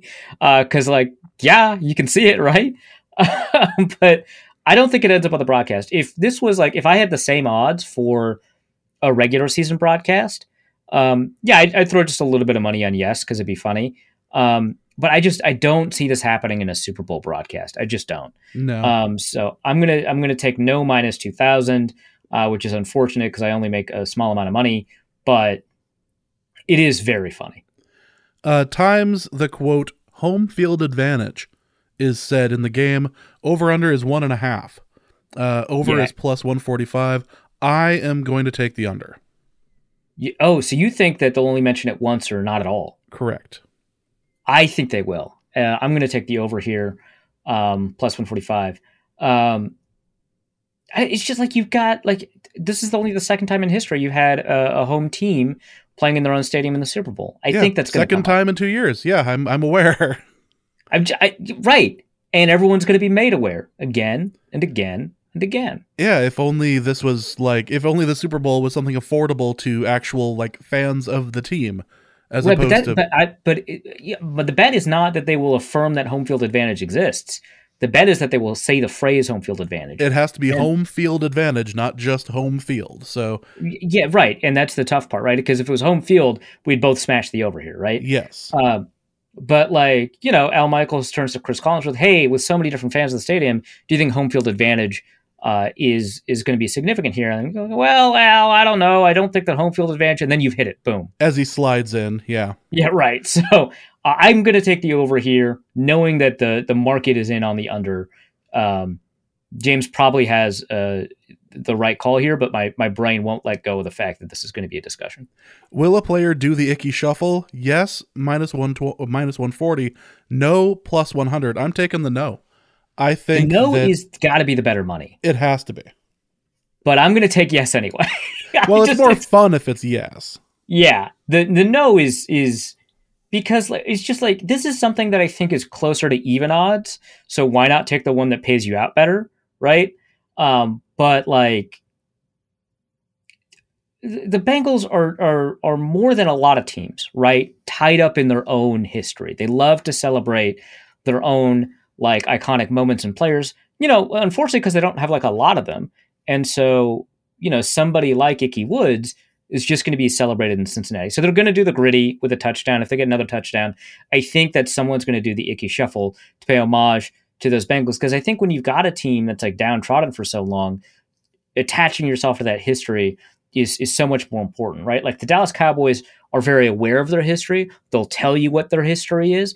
But I think in terms of the way that the players attach themselves to the history of the Dallas Cowboys, it's not really the same. And so I think you're getting an homage to the Ickey Shuffle, just because of how the Bengals, the team, have attached them, because they've already done the Ickey Shuffle this year, right? How much they've attached themselves to the history of the Bengals themselves. I'm still going no. I still Yeah, don't I think no is smarter money. Yeah. What will be said first during any commercial? This is our last one. The word Bitcoin, Metaverse, NFT, or Ethereum. So Ethereum is plus 1,200. The odds should be even better than that. There's no way I'm going to take Ethereum. NFT plus 500 is tempting, but I'm just going to go with Metaverse. I think we've seen that already in commercials pop up a couple of times. Obviously, Facebook, who has changed the company's name to Meta, although Facebook is still Facebook, they obviously want to own the name Metaverse, but Metaverse has been a thing in these crypto spaces for a little bit now. And so anybody who is talking about the digital space in which you use the blockchain to kind of navigate will probably bring up the Metaverse, and other companies are trying to get in on the Metaverse stuff, as stupid as it is or as smart as it is, whatever. Amazon's trying to get into it. And I think that we'll probably see people talk about the Metaverse. So I think Metaverse is going to come up more often. Bitcoin is minus 120. And I think that is a sucker's bet. I think that everyone is more familiar with the term Bitcoin than they are Metaverse, NFT, or Ethereum. So it makes sense. But I don't hear the name Bitcoin pop up in commercials all that often. Like, it still happens, like when they're advertising Robinhood or Venmo or something, saying that you can buy Bitcoin, but they typically say you can buy crypto or you can buy cryptocurrency. Maybe they'll say including Bitcoin, but I don't think it actually pops up in commercials as often as it is in the public consciousness. So I'm not going to take Bitcoin here. I am going to take Metaverse minus 110. NFT plus 500 is very tempting, and we know that there are going to be NFT commercials. So it's guaranteed to, I think, pop up in a commercial, the phrase NFT. But I feel like Metaverse will come up first. I feel like if crypto was one of the words, then that would be the easiest choice. Yeah, I think so, yeah. Without a doubt. But I am going to take NFT. I think plus 500 is way too fun to ignore. All right, let's go to the actual mailbag itself. We've got a number of really great questions here. Damian Barrett asks, for an organization that prides itself on egalitarianism, does the league need to look at coaching hiring rules? While I know the Vikings are going to be benefactors this year, the current setup promotes short-sightedness over building a long-term pipeline. Example, Stefanski. Yeah, Stefanski's a good example of long-term pipeline. Quasido Fomenta is an example of kind of a long-term, like he had a fairly quick rise, but he had an unorthodox entry, which, reduces the likelihood of nepotism or cronyism or anything like that. I think that this is a problem. I don't know that coach hiring rules, unless, it is about, the foot in the door, the quality control assistant, unless the rule is about, the quality control assistant or something like that. And some teams have nepotism rules. Like I believe the Cardinals might be one of them, despite the fact that like the ownership structure is nepotistic. The team itself seems to have that rule. And I believe maybe the Buccaneers might have one. We'll link that Defector article that we talked about like maybe a month ago about this, that had a lot about the Vikings in it, but a lot about nepotism. And maybe if the NFL has that rule, but I don't see the NFL doing that. So if we say, does the league need to look at coach hiring rules? And we say that the league needs to look at this rule, like maybe under that phrasing and under that framework, I would say yes. But if they look at coach hiring rules in general, I don't know that they would do that. But still, I think that the bigger problem, and again, if we found a way to fix the entry point into the system, that like you can hire somebody who's related to a coach, but not who's related to a coach on your roster, right? Like if Jay Gruden couldn't hire Deuce Gruden, but Jay Gruden could tell somebody, hey man, you're heading over to Arizona. Take a look at Deuce. He's a great, strength and conditioning coach. Maybe because you don't want to bar anybody from entry into the NFL. And so you're not going to be able to avoid the cronyistic aspects of hiring your friend's sons, but you can mitigate that by preventing people from hiring their own relatives on their own team. Maybe that would help, but I think the biggest issues here are embedded in the structure of ownership. You've got a bunch of old white dudes who have grown up in a completely different environment that have a different understanding of what kind of subtle or inherent racism is. You've got a pipeline structure that privileges the already existing coaching structure, right? And so even if you don't have anybody who is racist in the coach hiring structure, and let's take that for granted for right now for a second. There's no racism in the coach hiring structure, but there is nepotism. You end up, this is very similar to kind of the redlining discussion that occurs in terms of wealth disparity and home ownership, in disparities in wealth and white and black home ownership. It's kind of similar, is that you've built a system where for the longest time, black coaches were not allowed into the NFL. And you've also built a system where it is normal and honestly kind of logical, because they've spent a lot of time around football, and so they've got a better entry into it, and they understand the work ethic involved. So I get it. A system of hiring relatives, and particularly sons, but also probably in the future daughters, and also, of course, nephews, and potentially nieces going forward. So you've got a system where it's been mostly white coaches, almost entirely white coaches for a while, and mostly white coaches for a while, and a system where you're hiring your relatives. Now, even if at this moment, even if no one is racist, right? The fact that the already existing structure encourages and does not punish hiring your own relatives, a league structure that is largely white will hire largely white people because of that fact, right? And so there are structural problems here that prevent you from pursuing equity in a way that is fairly meaningful, right? And then you've got an ownership structure of people who grew up in a different environment that maybe don't understand kind of more subtle forms of racism. They might not think actively that, black people are less intelligent, but if they don't realize that they're evaluating someone's intelligence uniformly, less generously because of their skin color, right? Kind of interpreting social cues differently, or just not making fair evaluations, even if you don't think that you are. That on top of it makes it very difficult for black coaches to break into the league. So coach hiring rules, that's a very difficult area to actually resolve this in a way that's fair to everybody. And I don't know that it's embedded in the existence and structure of the NFL. There are some rules that would probably help. I don't hate the rule of developing coaches and getting draft picks for developing coaches. But you run into some dicey stuff. I mean, if you listen to Chuck and Justice's multiracial Mike Twitter space, which was amazing. I mean, they hate it. They think it's stupid. And they've probably got a good argument for that too. I don't hate it or anything like that, but it's definitely not enough.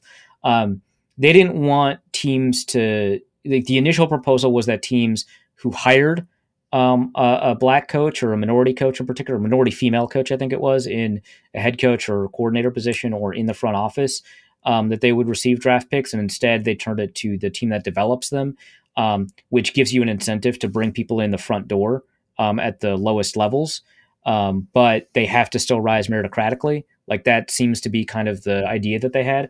I don't hate it, but I think that the issue is that nepotism is widely encouraged. But, that only is an issue in this context because the coaching structure right now is super white. And so if it's a coaching structure that's super white and super nepotistic, you could have zero racism in hiring practices and you'd still end up with a very white coaching staff. So, coaching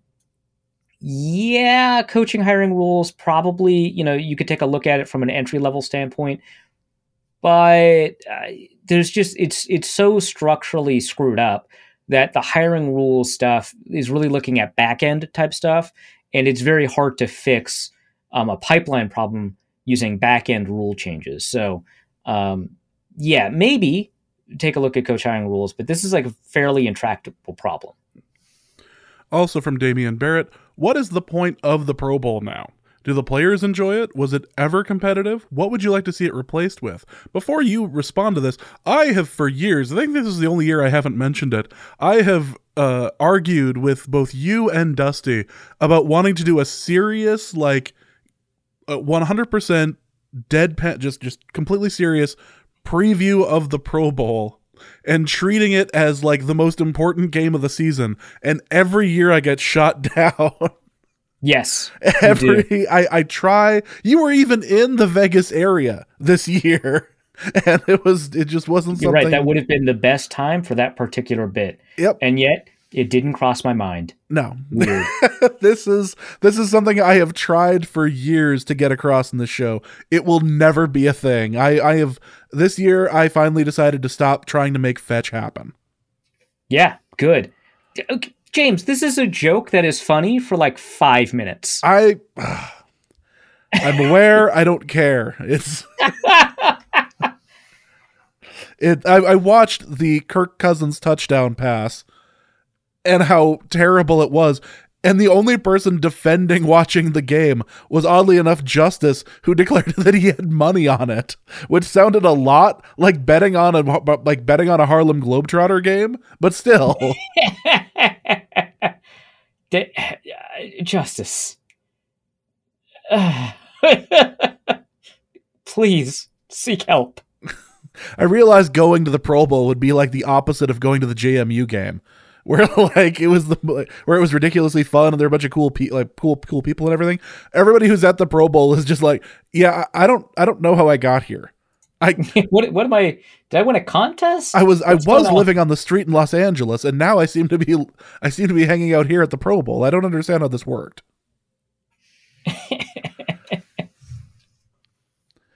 So the Pro Bowl, the players seemed to enjoy it. There was always one player that was always trying a bit too hard. The Sean Taylor thing. Yeah. Or the Adrian Peterson thing. Where Adrian is like, yeah, I'm just going to go for like 200 yards today. They're not going to tackle me, so what's the point? I'm just going to feed me the ball. Did that happen? I didn't even watch. Did that happen this year? Well, not. I didn't watch much of it either. I only caught what was going on Twitter because I wasn't going to touch it. It's a bit like the Winter Olympics at this point. There's no reason. Anything that's interesting that's going to happen there is going to be posted on Twitter, and as it turned out, the only thing that really got posted was just the Kirk Cousins touchdown, which it only was a touchdown because defense decided they weren't going to touch him. So that was it. Yep. What would you like to see it replaced with? The NHL skill challenge over the NHL All-Star Weekend is fantastic, and if we could get something like that, that would be great. Yeah, well, I mean, we do have the skills challenge now, and it's great. It's much better content than the Pro Bowl. It's the videos from the skills challenge in the NFL get shared much more often on social media than like a play in the Pro Bowl, right? I would much rather move the skill challenge to the day of the Pro Bowl and just make it bigger and make it like, just treat it like it's the Pro Bowl, right? And have that skills challenge be the Pro Bowl. And invest the same kind of resources in like playing. The problem is there were a number of sporting events that took place that day. I didn't pay attention to any of them, but the Pro Bowl, my understanding, has got way more views than any of it. And there were like important basketball games on, important hockey games on, and people were like, "Yeah, let's see what this fake football game is about." So like, I don't know that the NFL would ever be like, "Yeah, let's replace the actual game of the Pro Bowl with." The skills challenge and like treat it, I wouldn't say more seriously, but treat it a little bit more like the points matter, right? Like, cause it still has a very much like the points don't matter, whose lines it anyway feeling over the course of the week, the skills challenge. And it's not serious. So I'm not saying treat it seriously, but make it kind of a little bit more structured so that it's very easy to see who's winning and losing at any point.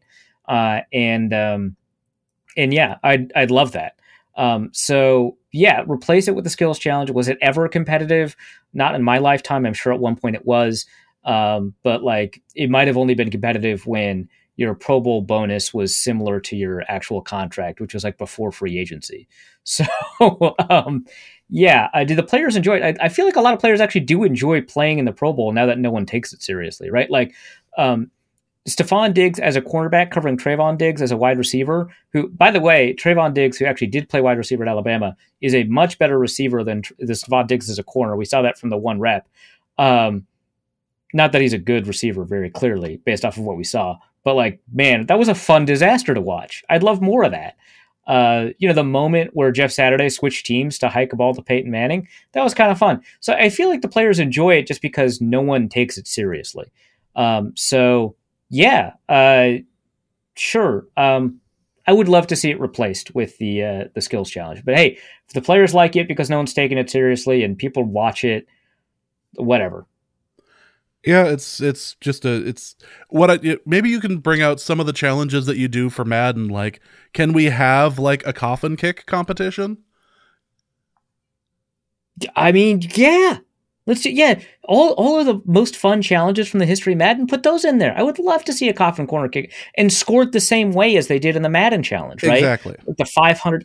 Yeah, perfect. If I had to do that a million damn times in order to make it past that particular challenge, I feel like the NFL can do me a solid and do this once. I don't think this is a terrible idea. Yeah. Let's go to Zach Hansen, who asks, is KOC the shot in the arm that the offense needs to take the next step? Additionally, are we concerned that given Kirk's stance on previous shots on the arm? I feel like there's a lot of good opportunity for KOC, AOC memes just because it sounds similar. So get on that, degenerates. Find a way to do that. Maybe Ben Shapiro gets really bad at the Kevin O'Connell offense. That sounds good. Previous shots in the arm. I think that the offense, the Sean McVay, Kevin O'Connell offense is well built for what the Vikings do, despite not having very similar personnel from a skill position standpoint. So yes. Next question is from Chris. For a Reef's Twitter arguments corner, will you be disappointed if/when we trade Cousins because of the amount of arguing he causes? What will be your go-to to spark fights once he is gone? Buddy, I can start fights over anything on Twitter, man. Don't worry about it.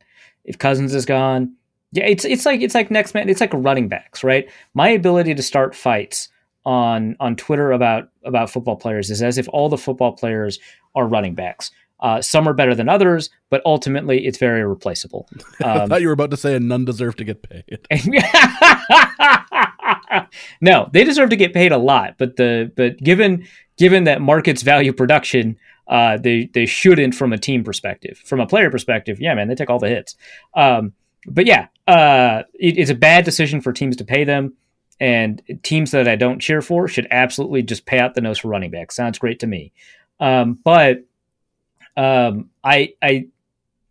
are some that are better at starting arguments than others, like Kirk Cousins, like Stephon Diggs, like Dalvin Cook, and some that it's just kind of harder to start an argument about, like let's say CJ Ham. CJ Ham is basically the Trent Richardson of starting arguments on Twitter, which is probably a positive for CJ Ham, honestly. But you'll always find a running back that gets you production so long as the fundamentals are there. And I'm going to put some ego out there. I'm going to be a little bit hubristic. I think I'm good at starting arguments on Twitter.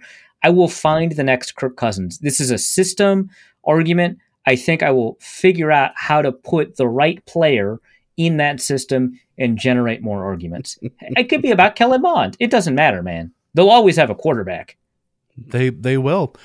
Mayo Coffee, which I love the fact that this is now turning into a bit, asks a fantastic question. He goes, what does the hiring of O'Connell mean for the future of the fullback position in Minnesota? Are there certain personnel decisions that are so horrifically unpopular they're not worth the perceived improvement in offensive production, like an optimal Ham capacity? What a phrase. My understanding is that Ham on the field is generally for the Vikings been a positive expected play experience versus off the field. And the reason for that is not that like CJ Ham is a particularly efficient player to put on the field in all situations. But it turns out having him in short yardage situations has generally been a good thing for the Vikings. And so these are positive expected points plays for them. So he has value. Not a ton, but it's not like I think the Vikings are overpaying him or anything like that, nor do I think they're going to, like, he's not a Kyle Juszczyk. I don't think there's a risk of overpaying him. I mentioned earlier that we've seen a lot of different Shanahan systems with a lot of different personnel, right? We've seen the Packers be very invested in blocking tight ends and fullbacks and having two separate running backs with a McVay-ish offensive coordinator, but we've also seen the Rams go in 11 personnel with one tight end and one back, right? And we've also seen the 49ers be very invested in having multiple tight ends on the field, or even being jumbo and having 6 offensive linemen on the field and having a fullback like Kyle Juszczyk and, so on and so forth, and having just 2 receivers out there. This system is, I think, more concerned with positional flexibility among a couple of key offensive players, whether that is a George Kittle who can block in line, block from the slot, receive in line or receive from the slot, or Kyle Juszczyk who can play fullback or H-back or tight end, or basically do all the stuff that everyone's heard about Kyle Juszczyk over the years, or now Deebo Samuel who can run out of the backfield, who can run routes at different depths and, be an incredible screen receiver or a slant receiver or whatever, but still be a deep threat. They're concerned about the positional versatility that you have, and the kind of additional affordance it gives you to run a bunch of different plays that look different because of formation, but are functionally the same because of the plays and the routes that you run and stuff like that. So I don't think that this necessarily means that's all for CJ Ham. I'll probably ask O'Connell about kind of whether or not the fullback is going to die in Minnesota. But I expect the answer to be no. I expect that they'll say, he might not say we didn't have a fullback in the capacity. It was something along the lines of, when you've got somebody who's as skilled as CJ Ham, you'll find ways to use him. So I'll ask the question, but I don't think that that's going to be the end of the fullback position in Minnesota. Next question is going to be from Tep, who asks, where is Mike Zimmer spending the 2022 NFL season? Wishing he could coach. He very much has made it known that he wants to coach. He has been pretty open and vocal about it over the years, that he doesn't really understand what he'd be doing in his life if it wasn't for coaching. Like, when he was asked, what would you do if you couldn't coach football? He dithered around in his answer and finished with coaching football. Like, that's what he knows how to do. So he's going to be on his ranch in Kentucky this year, figuring out how he can get a coaching job. Then he'll get a coaching job. So that's, I imagine, what it's going to be for him. Whether that's as a defensive backs coach, a defensive coordinator, sounds like he's not a head coach this year, but I think he'll find a job. John Belk asks, in hindsight, how much should the 49ers have been willing to trade for Kirk last offseason? That one's tough, right? Because they still drafted Trey Lance, and they wanted to develop that safety at quarterback. An interesting strategy. I don't know if it'll work, but they very much viewed Garoppolo as, because he's in the last year of his contract, as a bridge quarterback that you just don't have to invest that much into while you're developing the other guy, and he's going to be good enough to get you far enough, right? Which he almost did. So, I don't know. I think Kirk is better than Garoppolo, right? I've been kind of open about that over the last 2 years. And maybe, but I don't know what trade assets they have to do that. I guess, having a shot at the Super Bowl is better than it isn't. The thing that Garoppolo is slightly better at than Kirk is late game situations, which is kind of the issue that they ran up against, right? So I don't know that Kirk solves that problem, but he's probably better enough that you don't enter in some of those late game situations. This one's really tough. I'll say, yeah, they probably should have traded for Kirk. Next question is going to be from Raul, who asks, without the benefit of hindsight, which move was more mathematically sound? Number 1, choosing Baker over Josh Allen, or 2, trading up for Mahomes. My guess is the former. Do mathematical models always favor the safe move, and is taking calculated risks skill or just luck? Gosh, that one's interesting. Baker over Allen, I think, without the benefit of hindsight, slammed up analytical case, right?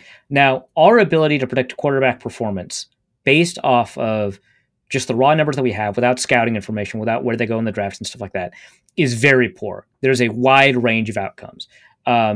The closest we've gotten from the public side is Cubase, which is a Football Outsiders thing.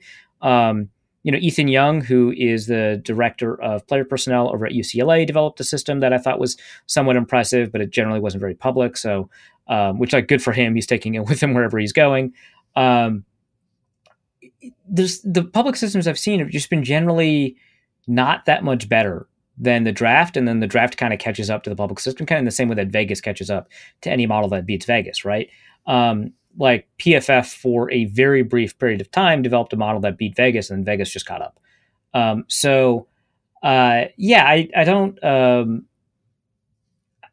don't know that I can say with a bunch of certainty, but I think what we have in terms of information is that Baker was the better mathematical move over Allen, and that Allen gave you kind of a really,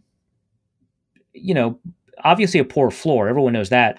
But, from the way that the direction of quarterback analytics has been going, even including the current state of those models, Allen actually didn't give you that high of a ceiling mathematically. Now, he give you a high ceiling from a traits perspective, right? Everyone knows that. Great athlete, incredible arm. If you had the ability to kind of rework his throwing motion, you could generate the accuracy he needed to be successful, which is what happened. That's a pretty low probability move, but from a traits perspective, he had a lot of upside. From a mathematical modeling perspective, he didn't. So that one's kind of interesting. But Baker, he had great yards per attempt. He had great, completion rate. He had a great first down rate, which is pretty important in some of these models. And if you kind of sliced it up and take a look at from a situational perspective, there's new models that Kevin Cole published over at Pro Football Focus, which indicate the stuff that we care about from season to season within the NFL is less important than the stuff that we think is too noisy in the NFL. So like performance under pressure, performance when you're forced to scramble, performance, in kind of basically high leverage situations. That stuff matters more when projecting a quarterback. But it turns out Baker is actually better than Allen from a college prospect perspective anyway in those situations. And so I think that one is pretty clearly a good case. Trading up for Mahomes is tough, right? Because you have a ceiling with Alex Smith, you thought. But Alex Smith, it turns out, ended up having an incredible season. For him, I don't know. He had a really great season in his final year with the Chiefs, which I guess they didn't necessarily know when they drafted Mahomes. But, his ceiling was a little bit higher than we thought, but I think that we had a fairly narrow range of outcomes, and he just happened to hit the kind of outside of the margin of error on that, the plus minus 3% range of outcomes for him. I think trading up for Mahomes to get that ceiling, there's a really good analytical case to be made for that, because Mahomes had a really high ceiling from a mathematical perspective. Obviously, from a traits perspective, he did as well, and it turns out from a real world perspective, he obviously had a phenomenal ceiling. I think that one is a pretty decent analytical move, but you had a good quarterback in Alex Smith, who turned out to be much better than I think a lot of models would have predicted in that year that he was starting ahead of Mahomes. I would say that both are really great moves from a mathematical perspective. Obviously, one worked out and one didn't, but I would say that the better mathematical move is Baker over Allen than it is trading up for Mahomes. But I think both are really positive expected value moves given the contexts that we have. Mathematical models don't always favor the safe move because it depends on kind of what your output is for a mathematical model. If you model something around getting a 5%, 10% quarterback, then it structurally cannot favor the safe move. If you're like, hey, and this is probably how the Vikings have to think, if you want to craft a model that gets you a quarterback that has a good chance of being elite, right? Which is kind of where we are in the Joe Burrow, Justin Herbert, Josh Allen territory, then you can build a model around just that percentage, right? You don't have to build it versus average outcome.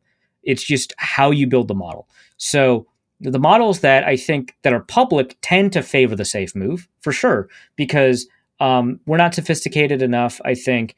And this is just like no one is paying, real data scientists to really invest the effort. But the models that are public are not sophisticated enough to really take a look at distribution. The closest I've seen is in basketball, where 538 has a prospect model that gives you percentages for like bust, replacement level player, average player, above average player, good player, star player, right? That's a distribution model. That's great. But we don't have a ton of models for that in football because it's just a little bit less of a robust field. And the people that are most capable of doing that, like I'm not, right? It's very easy to work with averages. It's very hard to work with distributions. Probably you're getting hired by, because it's a lot of effort and it takes a lot of skill and it's tough to do that on like a blogger salary, right? So the models that are public probably favor the safe move because they're looking for median or mean outcomes, whereas an NFL team is probably looking for distributions and looking for high-end distributions, looking for ceilings. Because if you draft 10th overall, like Mahomes was picked, I think at 10th, if you draft 10th overall and you get a quarterback that is better than the average quarterback picked in the 7th to 14th range, that's a hit, right? But that's probably, and I would have to double check it, but that's probably an above average quarterback. And we've had this discussion about whether or not an above average quarterback is good enough in Minnesota for 3 or 4 years now. And you can kind of see where that's gotten us. So there is something about privileging the mean versus privileging the ceiling in terms of how you build that model. But that's a tough question. But I don't think the mathematical models always favor the safe move. I just think that the public models tend to. Next question is going to be from Kenneth Allen, who asks, Cook had an abysmally low PFF ranking by the end of the season. Could you help contextualize that ranking? Do you agree with the ranking? In terms of his game-to-game rankings, I think I disagreed about as often as I agreed, which means I disagree overall with the PFF grade that he ended up with, but I don't think he should have ended up with a high-end elite or even top 10 running back PFF grade this year.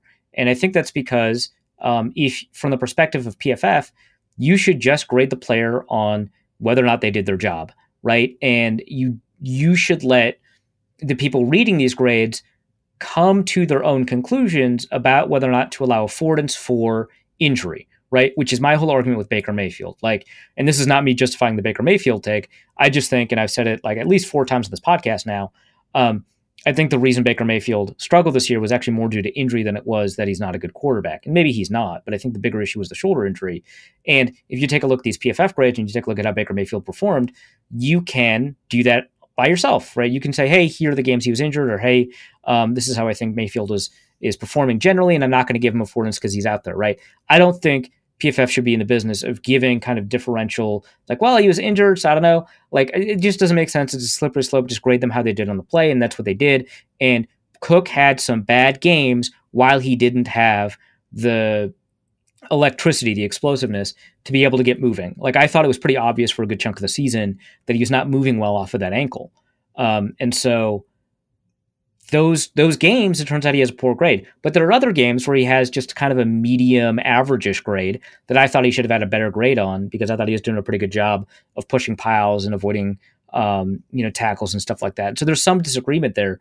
But I don't think his grade should have been great this year, because I think when you incorporate the games where he was injured and didn't play well, that's just going to drag him down, because the guys that had good grades this year played well for a significantly larger chunk of the games this year. So I don't agree with the ranking, but the context for a lot of the input of the ranking does make a lot of sense.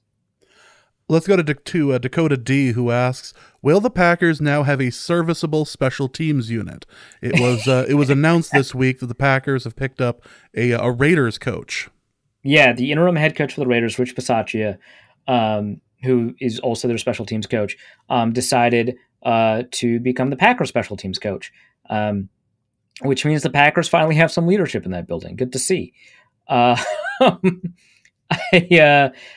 think so. I mean, Bisaccia's run some at least decent special teams units over the years. The Packers were atrocious on special teams. Absolutely no awareness in terms of like what they needed to do, and that's very much a coaching job if it persists over the course of the season and is occurring on every special teams unit. So yeah, unfortunately, the Packers will have a serviceable special teams unit, at least serviceable. Let's not crown them yet, but yeah, serviceable sounds about right. Yeah. Ryan asks, do we know how much teams manage their scouting in the interim before hiring? This new schedule seems to push coaching hires after the Senior and Shrine Bowls. GM usually controls this, but knowing the coach's vision seems important. Yeah, it's very important. But here's the thing. So primarily, a lot of teams nowadays, this didn't used to happen, but a lot of teams nowadays will have the coaches train the scouts on the type of player, and this is what the Vikings did with Mike Zimmer, would train the scouts on the type of player that they were looking for. And very often you'd actually have those scouts in training camp, and they would be evaluating those players, and the coaches would provide input on what those evaluations are, and they would get a good idea of the type of players that the coaches are looking for as they head out into the season and begin to watch college games. That's kind of the move now, is that the coaches provide players with scouts with the types of players that they want. And when I was talking to Jim Nagy about the Senior Bowl and about the challenges that the Senior Bowl have versus a traditional scouting department, is that they've got a much wider pool of players to evaluate, because coaches can say, hey, if players have these particular makeup concerns, we're not interested in them. Or if players are really better fit for a two-gap system, we're not interested in them. Whereas the Senior Bowl has to scout everybody, right? If they seem draftable by some team in the NFL, they need to consider whether or not they want to invite that player to the Senior Bowl. Now, the Viking scouts and these scouts of these other teams that are at the Senior Bowl and the Shrine Bowl and the NFLPA Bowl, they have to take that on, which is difficult because they were not writing reports about players who are not system fits, right? Like if they bring that Ravens, defensive line coach in, there is a decent chance, especially with the fact that the Vikings do have two gap players. I saw a tweet that said the Vikings don't have players fit for a 3-4 defense. And that's like, I've seen that take a bunch of times over the years, and that take is actually mostly correct. This is like the one time it has been massively incorrect. Like they signed nose tackles from 3-4 teams. Like Michael Pierce was originally brought to the Ravens to be a 3-4 nose tackle, right? Like these are 3-4 guys, and you can have Dalvin Tomlinson play as a 3-4 end too. Like he's probably better at that than he is at 3 technique. So that one is shocking to me, that take. But if you think about it from the perspective of who the Vikings scouts were scouting, they would be crossing off or not really evaluating 350-pound guys that they feel like cannot one gap. And there's not a ton of those, right? So it's not like they crossed off a ton of people off their list.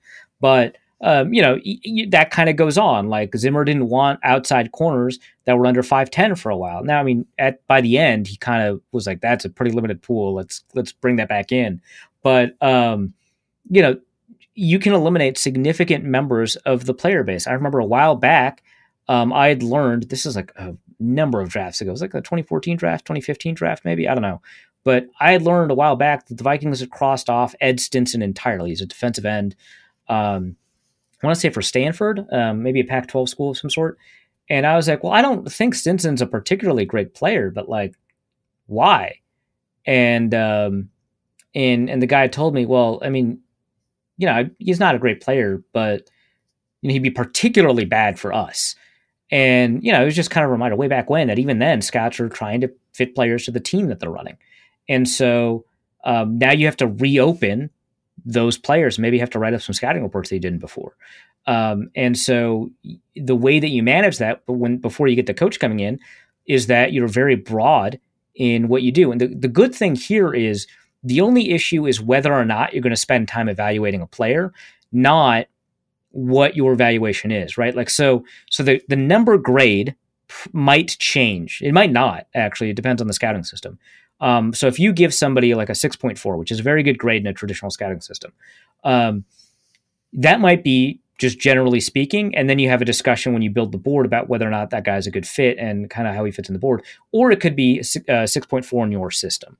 Either way, right? Like you might or might not change the grade, but the text of the scouting report generally wouldn't change. And so if you've got a good feel or understanding of the player, you can have that discussion when you're building your board between, the end of February and the draft. Like that time that you're building the board, the coach is going to be part of the discussion, and you're going to be talking about that player, and the coach will ask some questions about kind of if you can do this or that. The scout will respond, and that'll kind of help adjust it. So the good news is the scouting reports and the work that has been done on currently existing scouting reports and players that have been scouted, that's not going to change. The biggest issue is that you've now expanded the pool again of players that you're going to evaluate. Now, the good news for some of these scouts is that because the systems are similar, like the offensive linemen, that probably does not change too much. You probably crossed off the 350-pound guy that can't move, right? Like you're probably still keeping someone like, the Gophers right tackle Daniel Faalele, or like, a couple of years ago Tristan Wirfs, right? You're still probably keeping those guys because they can move. But if you've got a kind of a traditional right tackle, like a Chantrell Henderson, actually, like going way back, or somebody that's just not a system fit, then now they probably still don't have to go for those guys because the Rams offensive linemen have generally been undersized as well. So you're still looking for the same type of offensive lineman. But yeah, now you just expand the pool and you evaluate everybody, but you write the same scouting reports. Ryan also asks, can you provide a fanfic of how the Harbaugh era would have played out? Were we in store for multiple NFC Championship games disappointments, or just a complete meltdown? This seems right up your alley, James. This is, in fact, right up my alley. I did a little bit of research. I took a little bit of artistic liberty here, but here's how I think the next couple of years would have gone. I think that the first season would have started strong. I think we would have looked at obviously a Kirk Cousins extension ends up happening here. You'd be looking at about 10 wins, probably a wild card spot, and you'd have an 0-2 record against the Packers. Second season, a little bit of regression here. I think we go 8 wins, 0-2 against the Packers again, but that offseason we end up getting rid of Cousins. We end up trading him out. Third season, I think we go 9 wins, and once again, 0-2 against the Packers. Sensing a theme here, right? Fourth season, however, I think this ends up being the strong one. This one ends up being his case for doing well. We go 12 wins. We go 1-2 against the Packers, preventing them from going into the playoffs. I think I figured out the pattern. And that is also when he decides that he is going to leave on draft day. Yeah, very Costanza leave on the high note. Yeah, no, that. Yeah, treating the Packers like they're the Ohio State of the. Yeah, that's perfect. I love it. Yep. There's no other way that happens. Yeah, it has to be. Yeah. So initially, look kind of good for a while, but struggle against the divisional rival. Finally, put together just an all-time season. Beat the rivals at least once, and then just bounce. Yep, we're done here. I'm just gonna show myself out. Jeremy asks, if Kirk were a free agent from another team, and Mond was the only quarterback on the Vikings on the roster, and they had about $20 million in cap space, would Cousins even be on the radar, knowing it would also somehow cost us a draft pick to sign him? So this is not functionally different than asking, would you repeat the Vikings situation and lower the cap by spending a second round pick? So would you, if you're a fan of the team, and you take a look at the roster and you say, hey, we don't have to change anything with regards to Kirk Cousins' contract, but in order for that cap space to work out, you'd spend a second round pick and delete $10 million off the cap space. He receives the same amount of money. The Vikings have the same number of players in the roster. They just either have $10 million more in cap space because of the second round pick, or you just delete that cap space off the cap hit specifically of Cousins. So would you do that? Right? That's the same kind of question here. But the difference is we tend to be attached to players that we're familiar with, and we tend to be attached to the things we've already bought. Right? The things that the default situation. So the default is that he's on your roster versus the default that he's not on your roster. But functionally, it's not different. If Kirk Cousins were a free agent and it would somehow cost a draft pick to sign him, and you had about $20 million in cap space, so you'd still have to move some money around, right? Would Cousins be on the radar? I think he would, right? I think that, but that is just because it is much easier to figure out the strengths and weaknesses of a player once he's been on the team for 4 years. And if he had not been on the team, I think we would probably say it would be easier for us to say he just needs to have a chance. This narrative stuff about winning big games and stuff like that is whatever, right? I would not spend as much time trying to figure out if Kirk Cousins performs poorly in clutch situations or high leverage situations, and if there was a reason behind it, if he was on another team. And so I think he'd be in the discussion. I might even be in favor, but I was pretty on the fence because I thought he was basically worth the contract he signed with the Vikings when they signed him, and I just didn't know how I felt about it. Kind of the way I felt about Harbaugh. Like, on paper, I don't have a reason to oppose it, but like it just feels off. And so I was kind of against it, but I couldn't articulate very well why. Yeah, the same thing is how I felt with Cousins way back when the Vikings signed him. I think he would be in the conversation, even if it cost you a second round pick to sign him or whatever, right? So, but that I think is an interesting thought experiment. I would say that most Vikings fans would be opposed to it, though, because they'd want to see Mond develop, just because he's the guy that you have. He's your guy. Versus when Cousins is on the roster, he's the guy you have. He's your guy, right? I like the thought experiment. I think he would be on the radar, and I think the team would do it. But that's because they, in this scenario, hadn't experienced him. And so I think it's a little bit different. If Kirk Cousins is just generally a free agent, but the team has had him for 4 years, but he's just a free agent and the team could decide to sign him or not, I think they wouldn't. And so I think you've got a little bit of a something related to a sunk cost fallacy in terms of the way the team is approaching the Cousins situation, because they could essentially treat him like a free agent and shop him around for pennies, right? But that's not what they're going to do. So. Next question is from Nolan Kaler, who asks, question for James's Piano Corner. What piece of classical piano music can best sum up the Vikings coaching search, and can he serenade us with it to cathartically release our collective frustration? Stage is yours. To the last part, no. I'm getting a big kick out of the reaction from some people. I played piano when I was a little kid for a period of time, and now I'm a 6'5", 350 plus pound guy sitting at a piano and doing like practicing. Yeah, so you can reach the pedals. What's the issue? I know, great. It's awesome. Like, I keep on getting told from my teacher, "You're doing so well."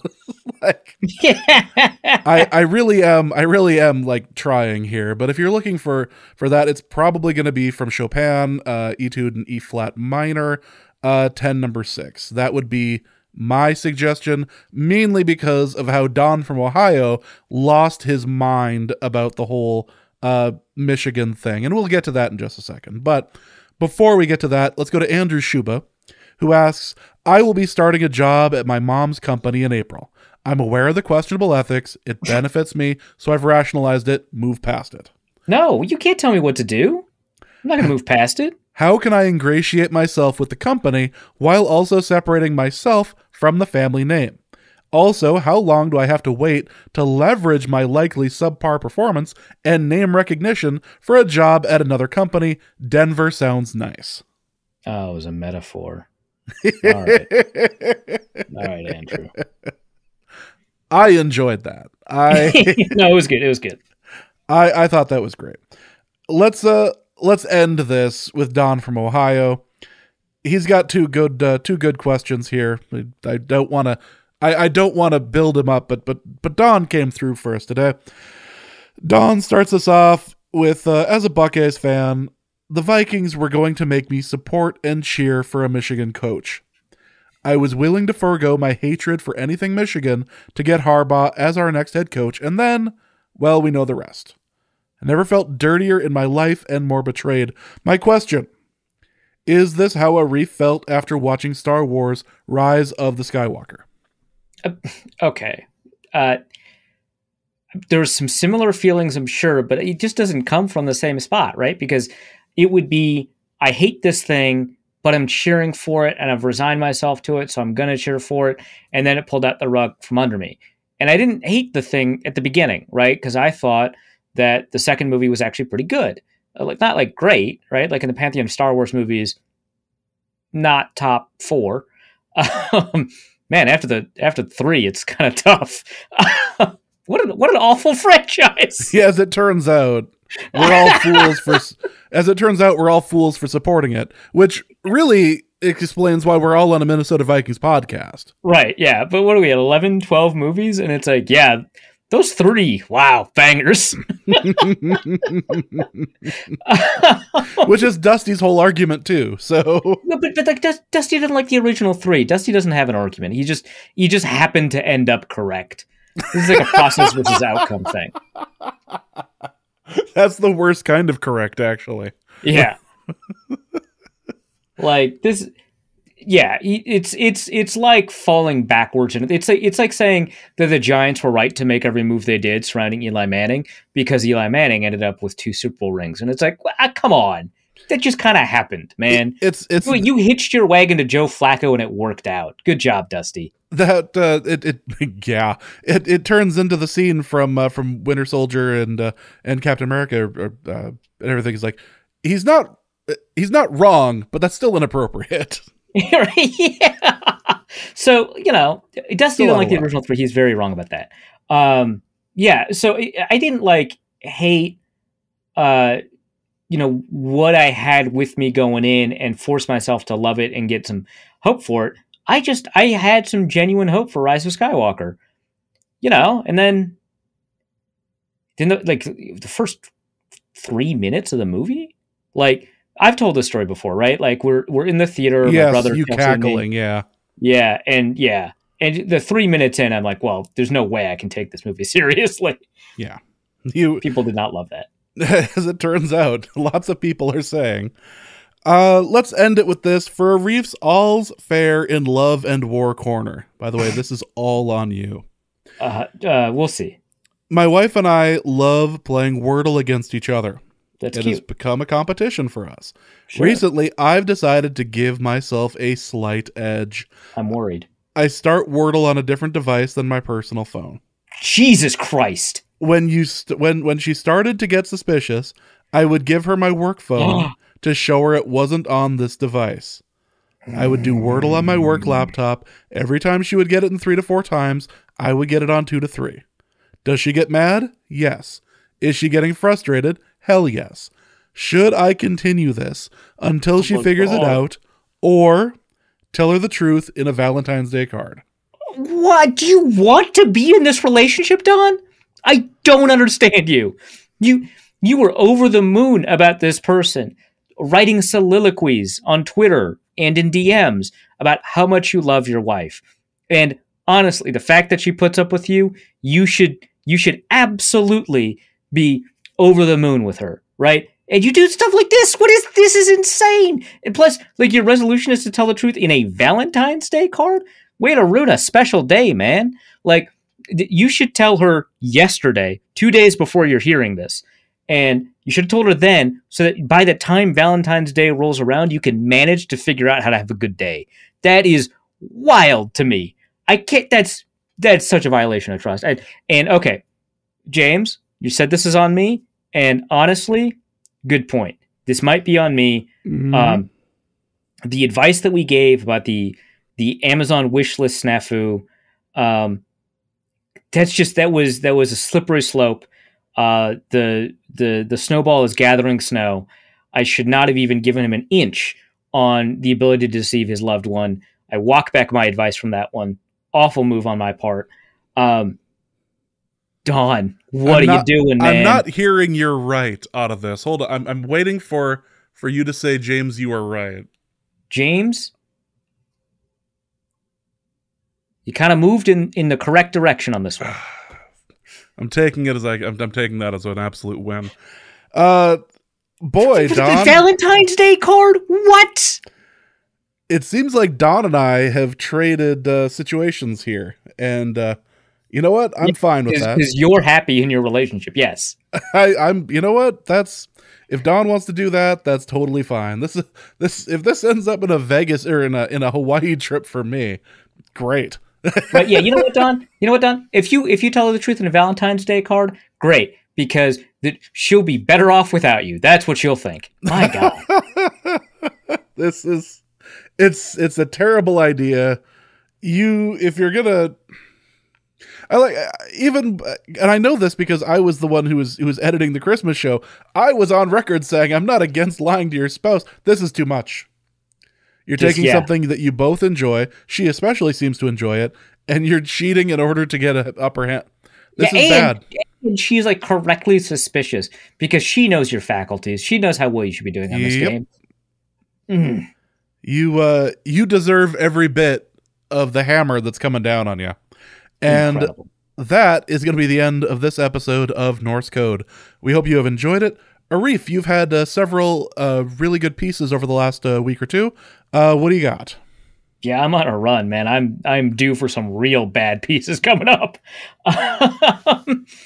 So over at The Athletic, a couple of pieces that are published. The one that was published today, I spent a fair amount of time in Los Angeles to do it. It's about the homelessness crisis in Los Angeles, and specifically how with the Super Bowl in town, they are displacing a number of people en route between the airport and the stadium, and just generally around the stadium. That displacement is causing real harm. People are losing stuff that's very important to them, life or death stuff that's important to them, medical insurance cards, government identification, shelters, things like, sleeping bags, like just stuff that will kill them if they don't have it, right? This is a very important piece to me. I talked to, I want to say about 20 different people, a couple of people from nonprofits, a couple of people from the legal side of things. I talked to a couple of lawyers off the record about some of this stuff. And then I talked to a number of people that have been displaced or are living near kind of where the sweeps were occurring, encampments and stuff like that. I don't know. This piece is really important to me. It's got 106 comments. Most of them are bad. The fundamental premise of the piece is to recognize that people without homes are humans with thoughts and feelings and guts. And I feel like they got skeletons like you and me, man. They're people, right? And I feel like a lot of the premise of some of these answers that or the comments that I'm getting both in the piece itself and in the replies I'm getting on Twitter fail to recognize the fundamental humanity of people who just don't happen to have homes. And so that kind of reaffirms, I think, the decision to take this piece on. So I'm glad I did it. Please check it out. So that piece seems to have been received well by a lot of people, seems to have been received very poorly by other people. The piece is not about whether or not Los Angeles screwed up in terms of the homelessness crisis, but obviously, they have a crisis, and they're handling it very poorly. But specifically how the Super Bowl's impact on that crisis has exacerbated it. And how by holding the Super Bowl in a city without having any kind of protection for its most vulnerable populations has led to incentives for the city or the Super Bowl, but it seems like in this case, the Department of Transportation specifically, but the city to quote unquote clean up the visual images of the homelessness crisis and leaving victims in its wake. So there's that. I also wrote two pieces about the Shrine Bowl. One, a fairly normal risers and fallers piece about the NFL draft prospects in the Shrine Bowl, and then another one about the conflict between the Shrine Bowl and the Senior Bowl. It includes again, conversations with 20 different people, some of them associated with NFL teams, some of them formerly associated with NFL teams, some associated with college teams, and so on and so forth. There's kind of a lot in there. It kind of got buried a little bit, but there is, I don't do a lot of like genuine reporting, and I've done a lot of that this week in terms of developing sources and getting answers and stuff like that. So there's that. I also wrote a piece about Kirk Cousins that drew a lot of disagreement. That one was it finally came out. It was real finally came out and spectacular. Yeah. Oh my gosh. We've been teasing this piece for a month now. You just want to say, not my fault. It kept on not coming out. We just had reasons to keep pushing it back. But it finally got published on the 1st of February. The title of the piece, Kirk Cousins will never be an elite quarterback, which creates a Vikings conundrum. It's like I was saying at the beginning of this podcast, it's a very kind of polemicized piece that, like, obviously it takes a hard stance that is very clickable and hateable, but at the same time I put in a ton of work. I made sure to like read every psychological profile that exists of Kirk Cousins. I made sure to read his book to get an understanding of who he is and wanted to see what made him tick. I read over all of the interactions that I've transcribed basically every interaction I've had with Kirk Cousins, and I read over all of the one-to-one interactions, which haven't been many because of the pandemic over the past 2 years, and all of the press interactions we have. And I read over to kind of get a sense of who I was dealing with and talking about, and seeing if there was some connection between who he is as a person and how he operates as a quarterback. And I think that I put out a very good piece there. So 3 extremely, in my opinion, very good pieces with the homelessness one, the Shrine Bowl one, the Kirk Cousins one. 1 or 2 very good pieces with the one I did on Kwesi Adofo-Mensah as a former analytics guy and the process that he uses, and the Shrine Bowl risers and fallers piece. Plus, I also contributed to another Shrine Bowl piece. So a lot of pieces. I also contributed to some playoff previews that are no longer relevant, so I'm not going to plug them. But yeah, I wrote a lot in the past couple of days. I did a lot of on-the-ground work, and I'm very happy with it. So check those out over at The Athletic, theathletic.com/author/Arif-Hassan. And I don't often like endorse articles. I will say I have read a number of the articles that have come out, especially the 3 that you'd mentioned there, and really enjoyed them. The one that I thought was interesting, especially, was the one on the Shrine Bowl versus the Senior Bowl and how they're trying to trying to prop it up as like a competitor piece.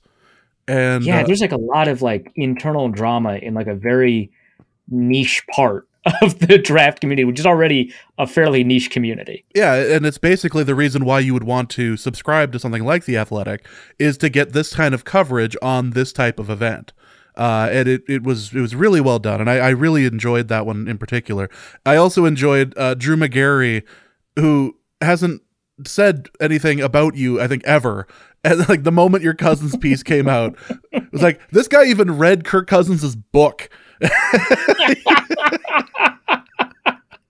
So yeah, that was the article's totally is totally worth going into. But that is going to be it for this episode of Norse Code. Hope you guys have enjoyed it. We will be back here probably in the next week or so, depending on head coaching hires and all that. So for Arif, my name is James. Thank you guys so much for listening, and please remember that the Vikings are not to be trusted. And we'll be back soon. Norse Code is the largest and only division of Norse Code LLC. You can find Norse Code on the Daily Norseman, SB Nation's Vikings blog, at dailynorseman.com. You can also find it on iTunes, Apple Podcast, Spotify, Stitcher, Google Play, and wherever fine podcasts are aggregated. Our Vikings blogger extraordinaire and generally useful human is Arif Hassan of The Athletic, and he can be found at Arif Hassan NFL. I am your producer and host, and my name is James Pagashnik. You can find me at the show's official Twitter feed, at NorseCodeDN, or my personal account at Big Mono. If you'd like to donate a few bucks to the show, you can do so in a few different ways. You can go to patreon.com/NorseCode and donate there. For $3.50 a month, you get bonus material and more. You can also go to paypal.me/NorseCode for a one-time donation, or you can go to norsecode.threadless.com and pick up some Norse Code merchandise. Any questions or comments that cannot fit in a tweet can be sent to norsecodepodcast@gmail.com. On behalf of the Norse Code staff, thank you so much for listening. Our formula is this. Hey, all things are possible through the power of Ben DiNucci.